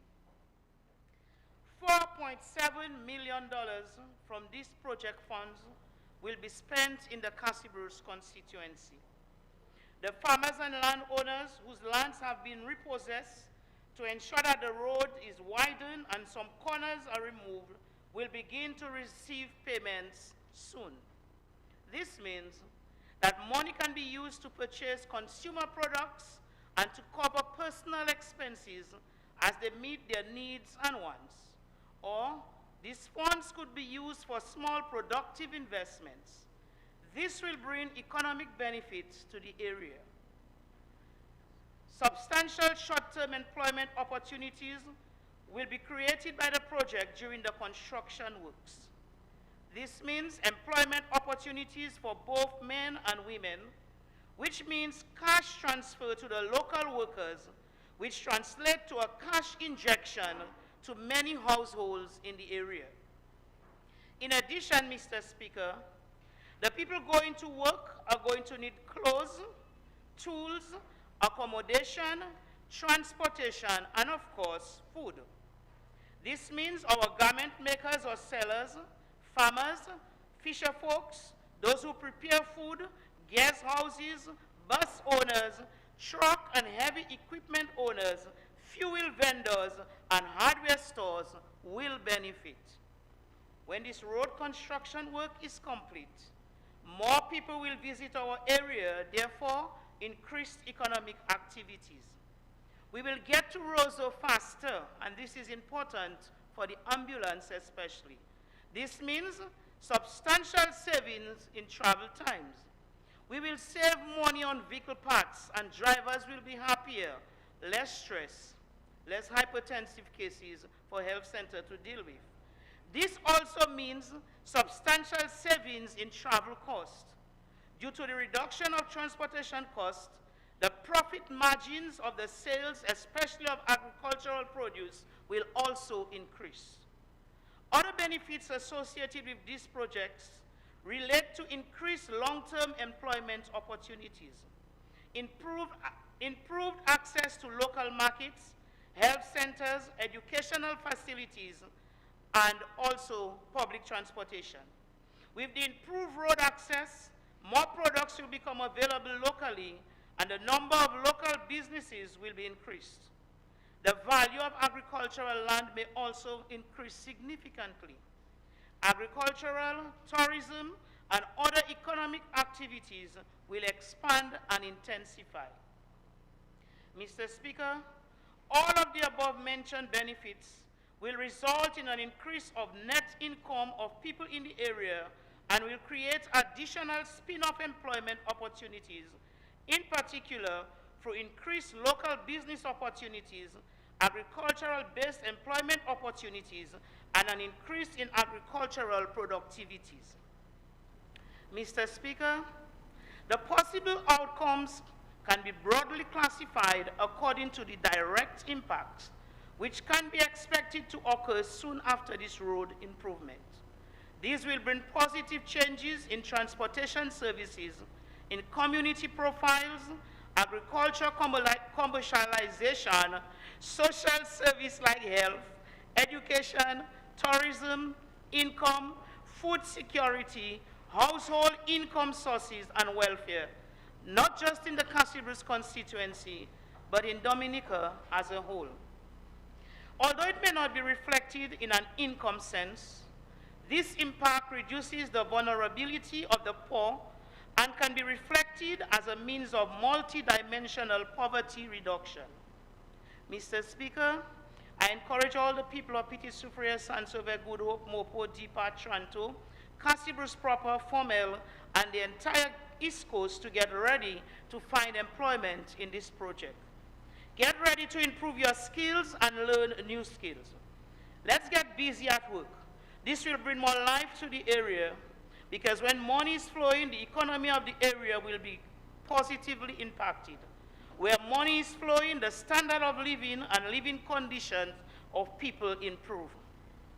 In addition to the economic activities that this project will bring, relationships will be built as people from different areas will meet.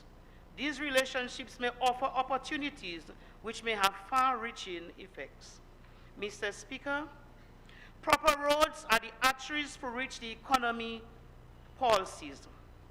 By linking producers to market, workers to jobs, students to school, the sick to the hospital, or just simply getting people connected, proper roads are vital to any development agenda, and they are a great part of what economic growth is all about. This work rehabilitation project means a lot to the development of the Casibres constituency and Dominica at large.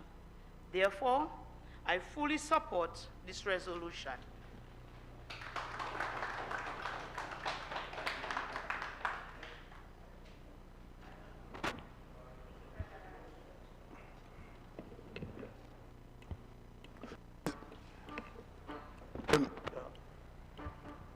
You will continue? Yeah.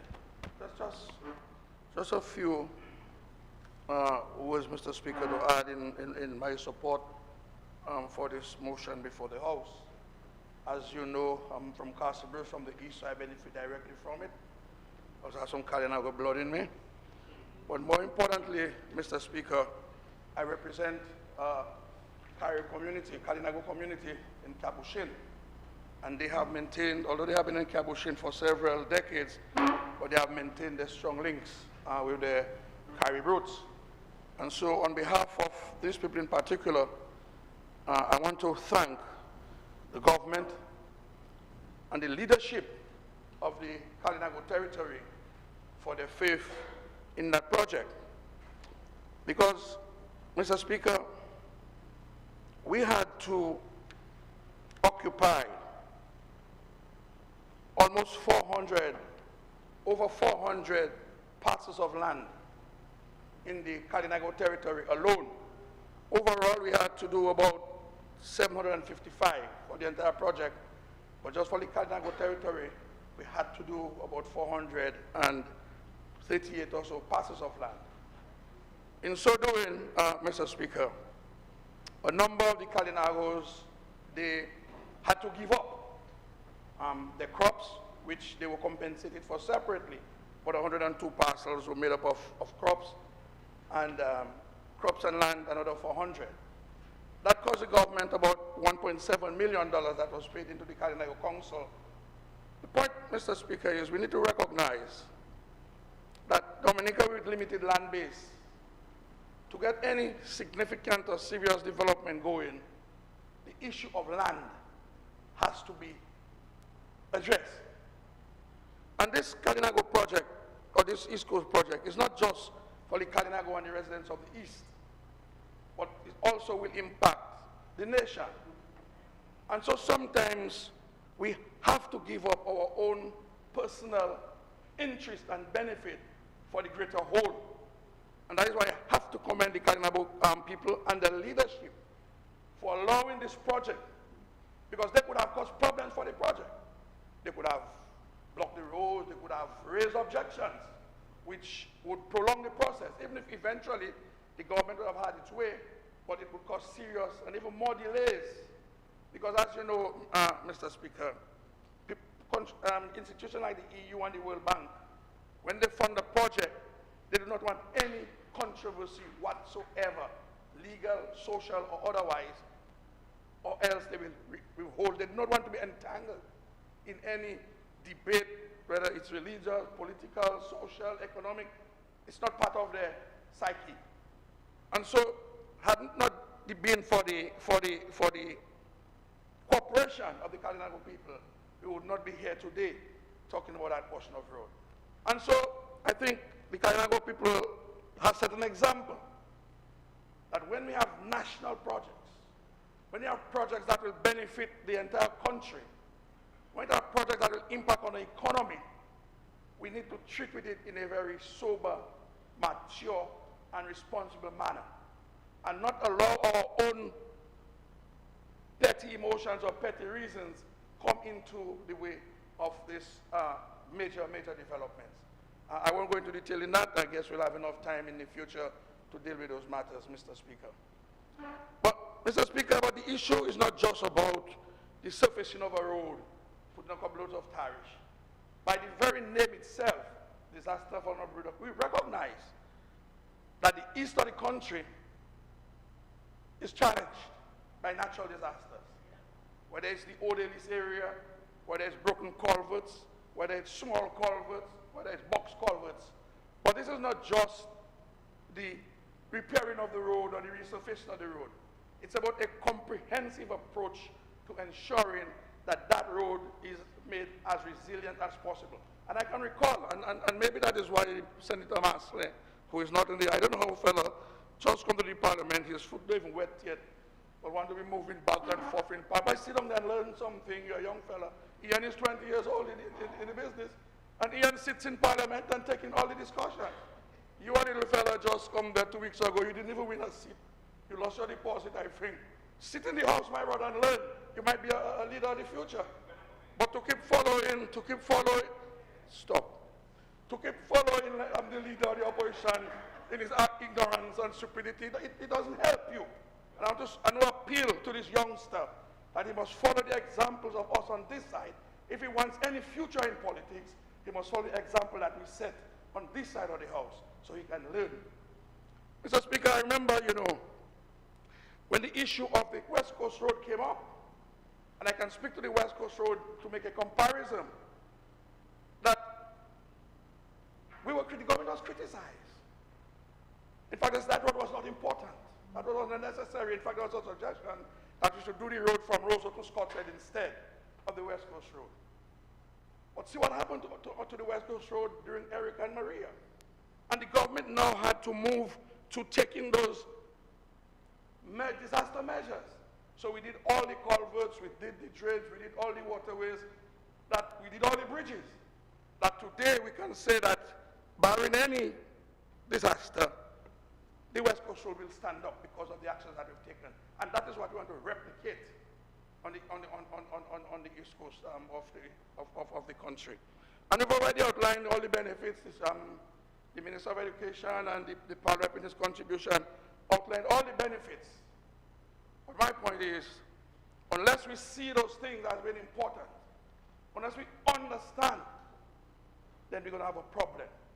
And the reference has been made about what the Senator Prevost said in 2011. We take no cognizance of the challenges that we've had between 2011 and now. We take no cognizance of the mismanagement of the economy between 1995 and 2000 that made resources very, very scarce. Even obtain resources from the people who are so eager to assist us today, the World Bank and the EU. These people didn't want to see this country in that period because we were described as a wayward and reckless and a renegade country because we had flaunted all international procurement rules and financial rules set up by those institutions. And this government had to spend the better part of 10 years trying to restore the image of this country, trying to restore the economic credibility of this country, Mr. Speaker. And so I believe going back 11 years is an indictment against the United Workers' Party. And I believe they should be very cautious when it comes to treating with matters that are in the public domain that they were responsible for. Mr. Speaker, we take our road infrastructure very seriously because we understand the economic benefit of having good communication and good infrastructure. And that is why you go across the country in very difficult times. You will see our attempts, whether you go to Coptal or you go to Mount Prosper or you go to the back road. Well, almost everywhere in this country, Mr. Speaker, you will see the government attempts to improve the road network and the road infrastructure because we understand the economic importance and the social importance of those pieces of infrastructure. Had we have a smooth sailing, Mr. Speaker, had we not had an Erica or had we not have a Maria, then I'm confident that maybe almost 95, 99% of this road network would have been rehabilitated or rebuilt by the Dominica Labour Party. So I believe that we have to commend our Prime Minister for having a vision and foresight. I want to thank and celebrate with the Kalinago people and the people from the East Coast because not only that, they have really freely agreed to give up their lands, to give up their crops, to ensure that this national project, which will impact very heavily on the communities, would suffice, Mr. Speaker. And so, Mr. Speaker, with these few words, I want to, on behalf of my Kalinago community in Capuchin, I want to thank the leadership of the Kalinago territory for so willingly allowing the government to utilize some of their lands, or a lot of their lands, to ensure that we have this project going. And, Mr. Speaker, to thank or to recognize the contribution of the Land and Service Department and Evaluation Unit, as you would agree that to survey and to value 700 lots in little pieces, shapes, ownership is a problem, boundaries are a problem, and to have accomplished that, to take the project to where it is today, then I believe that recognition is in order for all the players who have assisted in bringing this project to reality. Thank you, Mr.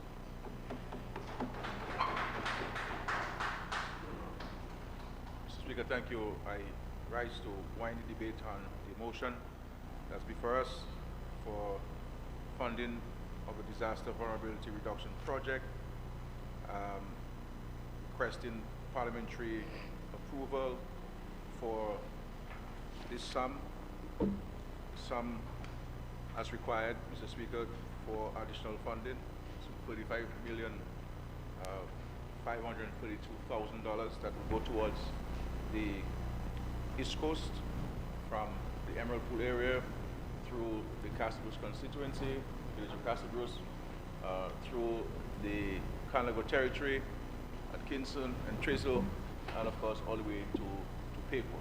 This is by no means, Mr. Speaker, this is by every means rather a significant investment in this part of Dominica. This is not $12 million, not $1.26 million. It's the $126 million project. And as was read in this historical document of 1932, governments and successive governments since then have viewed these kinds of investments to be not economically viable. Likewise, the many water projects that we have, water systems that we introduced. I mean, people talk about Dominica as if when I became the Prime Minister of Dominica, or Labour Party became the government in 2000, Dominica was a bomb seal. Yes. And all roads were done, people had homes, and government were building homes for people, and everything was in place.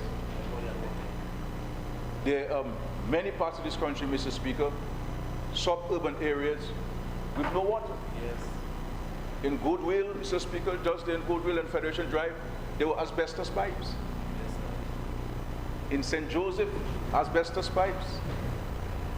In city itself, you know, I went to grammar school, and many of us there would come into town. Wall Street came to town in 1995. And I never left. You would park across the bridge and walk to Parliament, because you didn't get lost. But when you walked and drove into town, raw sewage is coming from the manhole. We put in place a sewage system. Yes. Every road in Dominica was bad. Every one. You name it, you tell me, in any village, any cranny, any community, any constituency, any main road, all roads in Dominica were in a bad state. That's right. Driving from Kane, from Roseau, passing under the cliff, we remember under the cliff? Yeah. How treacherous and dangerous it was. And driving up to Canefield, onto Poncasse, the roundabout, and from Poncasse to Marigot, only one-lane bridges, the one-lane roads that one vehicle coming in, you, thank God, you know, sometimes you will happen to escape an accident. Bus drivers from the whole north, on the whole east coast and west coast will complain about potholes on the North Yoda Highway. In my own constituency, Mr. Speaker, every road was bad. And there were roads that I've never seen, not even a little small sardine truck load of tarish. When Ely Block cut this road in 1970th Street, just before he left office, they had never been touched.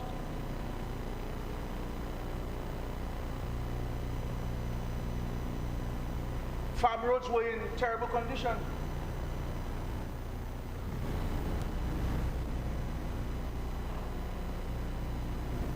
And people speak, Mr. Speaker, as if, well, you know, this is just robbing the genie.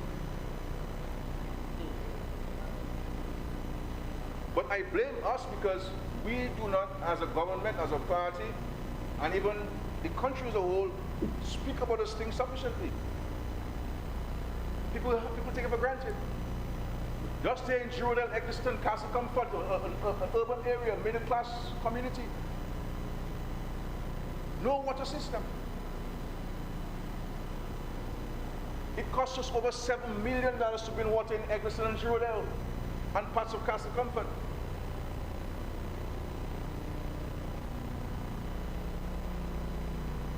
North End in Marigot, Mr. Speaker, when we came in, when I went there in 2005 or 2006, Mr. James, I said, well, how could it be how could this be the case? Drinking water from this? From this? And we transformed access to water in that part of the country.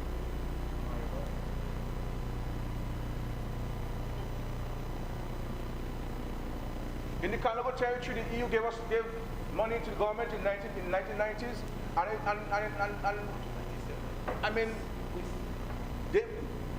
I mean, the chairman of the board got the contract, and people talking about now what contract and procurement rules and all those things, and transparency and good governance principles.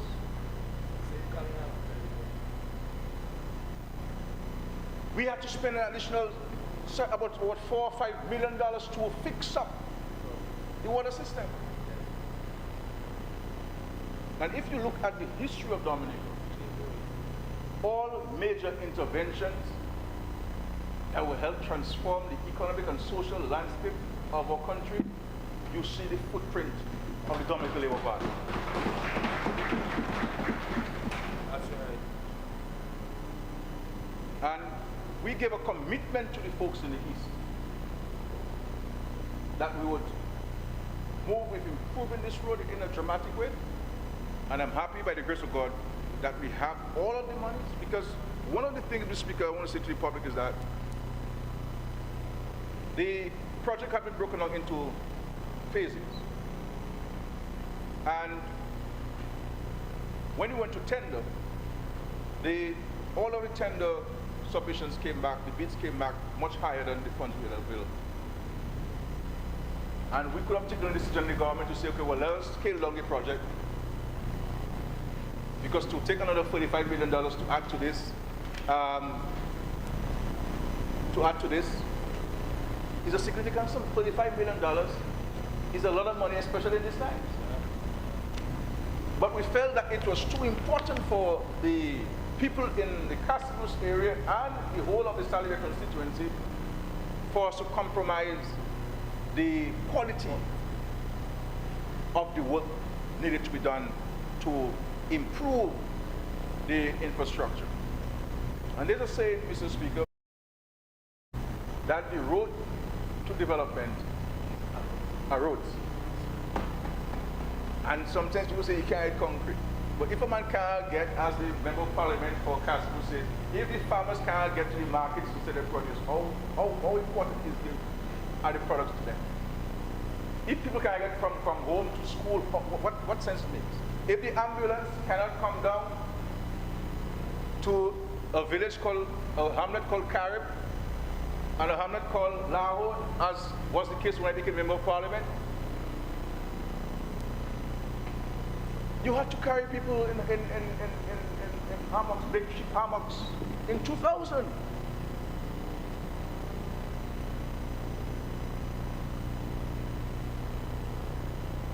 And then you let people come about a pothole, make noise about a pothole, and then we will not pay attention to the 3 bridges that were constructed. And when you count, all of us here, we have driven from Roseau to Marigot. Count how many bridges we have to cross. Count how many bridges we have to cross. And how many bridges the government had to create 2 lanes. All of the bridges were 1 lane. Now they're all 2 lanes. And we take it for granted. And then we see one little pothole, and people make an issue out of this. This is a significant investment, and I want to commend the interest when these 2 pilots came into government in December. They literally took over this project and ensured that all of the necessary steps that needed to be taken were taken. And the Member of Parliament for Salibia even went as far as going through the names and ensuring that every name was spelled correctly. That's the detail. That's how detailed and involved. Make sure everybody's name is correct, that the nickname they have is not their correct name, and put their correct name and so forth.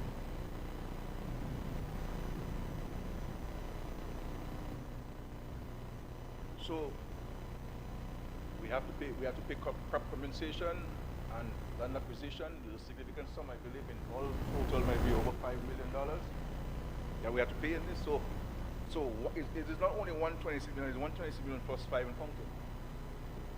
Because you have counterpart fund and contributions to make to this project and so on. But it is money that I believe is important. As a Member of Parliament, so from both Castle and Salibia constituencies have said, it will enhance economic opportunities for this part of the country. It will reduce the vulnerability index of these communities. And so it is left to us now, the citizens of Dominica, to take advantage of this massive investment at a time when the world is going through so many challenges. What's happened in Europe, Mr. Speaker, with the shutdowns, people out of work, furloughs are taking place every single day. in North America. The situation is heart-wrenching. And I'm not here talking about from an economic standpoint, more from a humanitarian standpoint, that people's lives are being dramatically altered. People can't send their children to school. They're homeless because they've gotten evicted. And I'm saying to myself, what kind of world system we have? What kind of world system we have when we have a system that would place a vulnerable person on the streets and not be protected in a time when the person has found himself in a situation not by his own doing? We really have to change the world order and the way our economies operate, the way we view struggling people. It cannot only be about profit making, because this is what the government has been about. If we are to be only preoccupied with primary surplus and the government only paying its bills, we have to be mindful of the other people, the citizens. So when we put monies out there, it's not because we do not have use for it. It's because we understand that we have to give a helping hand, a hand up to people. Because the government has about four fundamental responsibilities: security, health, infrastructure, education. That's it. And then you can splice in the facilitation of the private sector by way of concessions. It is not the government's responsibility to put money in the bank to give anybody. This is not a fundamental function of the government. But because we have an understanding and appreciation about the human aspect of development, and that there are people, if the state does not help, if the government doesn't help, will never be able to get to the level that they wish to get in society, we are reaching out. We are reaching out. That's what we're doing. And so, to spend $126 million in this part of the country is a clear signal of our continued interest and commitment to this part of the country. And when you look at this country, whether it's in housing, only labor you see. Educating the people, only labor you see. Infrastructure, only labor you see. Agriculture, only labor you see. And so, it's easy for us to post things on, take a picture and post things on Facebook and so on, but it is difficult for us to do the work. When you have to provide for people, you have to work. If talking was what bringing us money, Mr. Speaker, you know how people will be billionaires in Dominica? But we have to work. It's hard work. Hard work. And it is not easy to negotiate these things. These things look easy, but it's not easy to negotiate things. There are a lot of intricacies. And I, as Minister of Finance, I cannot delegate my responsibilities to these things. I have to get involved. I delegate tasks, I don't delegate responsibilities. And this is the case in the government. And so Mr. Speaker, it's the Carnago territory is a place I have profound love for. And not because they've been supporting the party which I have the honor to lead for the last 5 elections, but as a student of history and who have studied both ancient and contemporary history of country so, I have taken my time as a student to study groupings and races that have been oppressed and reasons for their oppression. And I have an opportunity, the Lord has placed me in a position to address some of these injustices there. And this is what we have done. So the love that the Carnago people have for me, and I have for them, it's a genuine love. It's not because of politics. For me, politics is not my preoccupation. My preoccupation is seeking to make life better for people. And if in the process I get political benefit for it, then thanks God for that. That's not my preoccupation. And this is why every dollar that we spend and we intend to spend on the Carnival territory, nobody in Dominica should be envious of that. Nobody should be envious of that. They deserve it, they need it, and we have to continue to work with them as we seek to create greater economic and social independence in this wonderful part of Dominica. And of course, the whole of Dominica, Mr. Speaker. I thank you.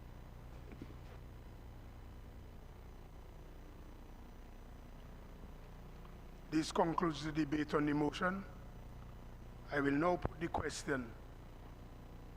Be it resolved that in accordance with Section 3.1 of the Loans Act, Chapter 6405 of the 1990 revised laws of the Commonwealth of Dominica, this Honorable House authorizes the Minister for Finance to borrow by means of credit a sum not exceeding 9,400,000 special drawing rights, equivalent to 13,160,000 United States dollars, or 35,532,000 Eastern Caribbean dollars on the following terms. Interest, 3/4% per annum. Commitment charge, 0.5% per annum. Repayment, 50 semi-annual installments commencing December 15th, 2030. The grace period, 10 years. Those in favor? Aye. Those against? The ayes have it. The motion has been approved.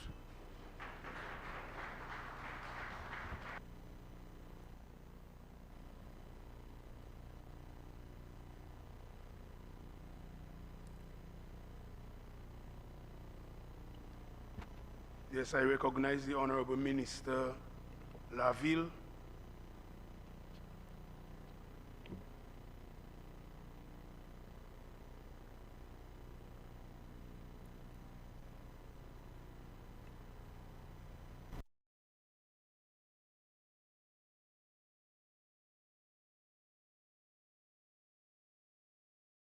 Association for funding of the Caribbean Digital Transformation Project.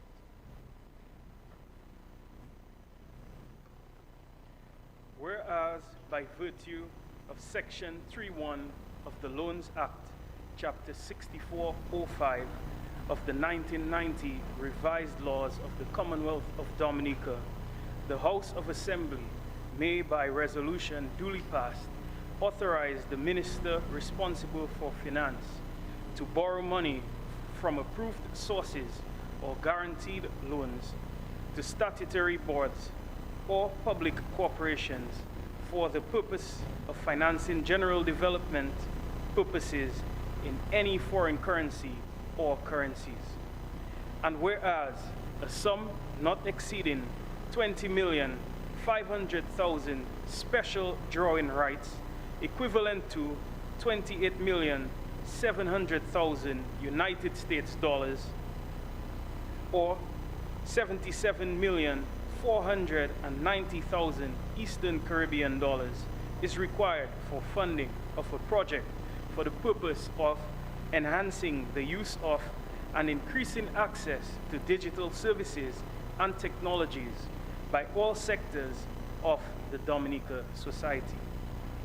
And whereas advancement of the digital economy is an essential part of the government's economic and social development framework, and whereas this project, which is a part of a regional project, together with Grenada, St. Vincent, and the Organization of Eastern Caribbean States, seeks to address key bottlenecks, harness opportunities to develop the digital economy as a driver of growth, job creation, and improvement in service delivery, support climate mitigation efforts, and strengthen resilience to natural disasters, pandemics, and other shocks.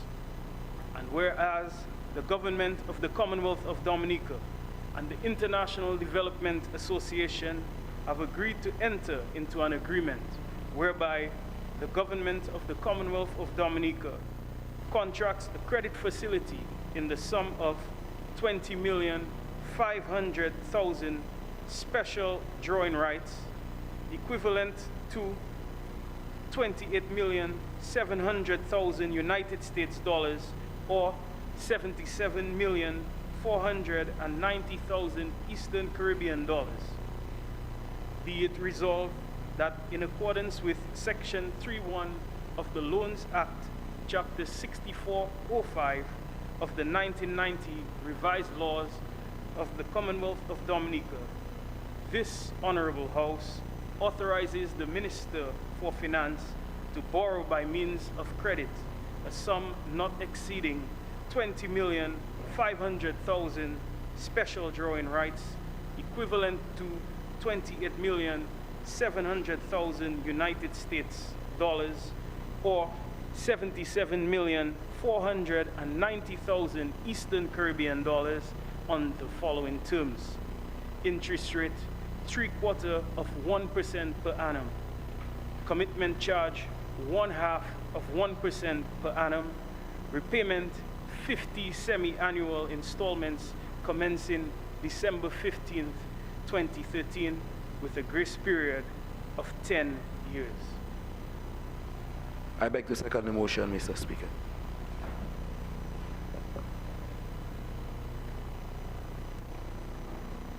Mr. Speaker, the resolution before this Honorable House seeks Parliament's approval to borrow from the International Development Association an amount not exceeding $20,500,000 special drawing rights, equivalent to $28,700,000 United States dollars, or $77,490,000 Eastern Caribbean dollars.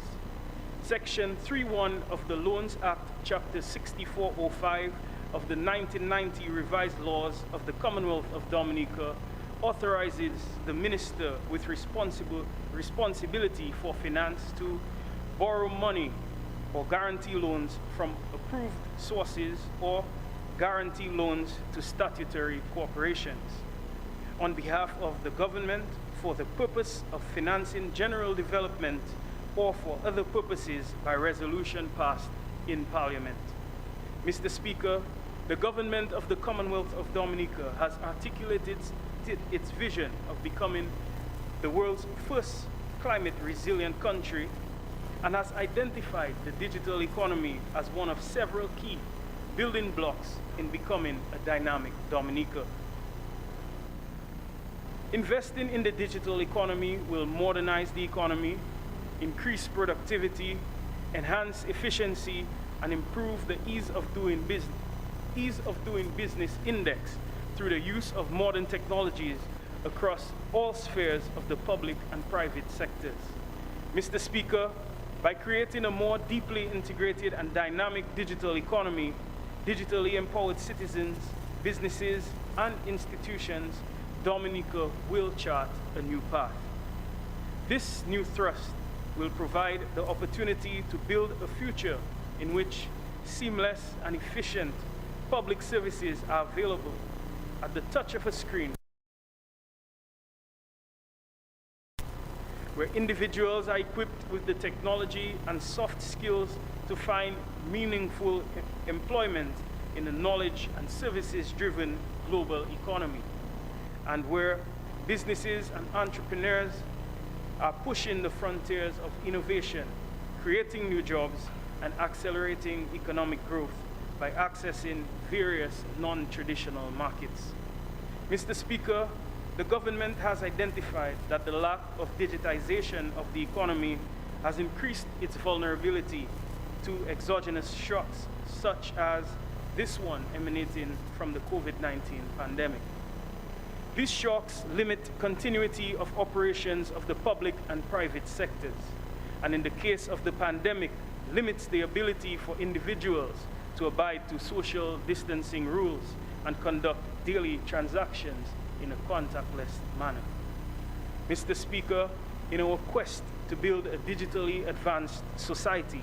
The government has participated in the World Bank Caribbean Digital Transformation Program, where the World Bank has mobilized concessional financing from the International Development Association for the design of the Caribbean Digital Transformation Program, of which Dominica is proud to be a part of. This digital transformation program will be implemented through a project implementation unit at the Ministry of Public Works and the Digital Economy. In keeping with the World Bank's implementation agreement,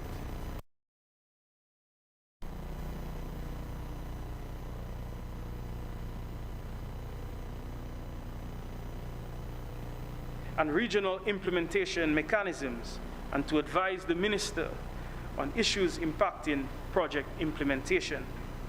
The Project Steering Committee will be responsible for overall oversight of this project. Mr. Speaker, investing $77.49 million Eastern Caribbean dollars into the digital economy at this time heralds that the government is committed towards transforming Dominica into the most digitally advanced society in the Eastern-speaking Caribbean. It allows us to etch boldly our digital footprint along the road to sustainable development. We recognize that this major investment will help create many more opportunities for our young people, especially in the areas of job creation, entrepreneurial support, retooling and reskilling, and technology innovation. Mr. Speaker, the terms of the loan are as follows. Interest rate, 0.75% per annum. Commitment charge, 0.5% per annum. Repayment, 50 semi-annual installments commencing December 15th, 2030, with a grace period of 10 years. This loan has been evaluated in the context of government's medium-term debt strategy, and it's consistent with the objectives of our strategy. Mr. Speaker, I expect that the entire House will give support to this request, and as such, I commend the resolution .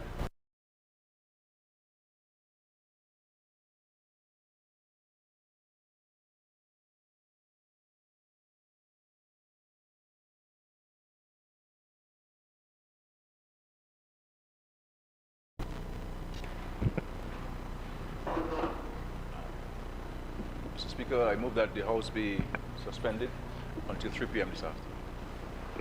Seconded. The House stands suspended until 3 p.m. this afternoon. Those in favor? Those against? The ayes have it. House stands suspended until 3 p.m. this afternoon.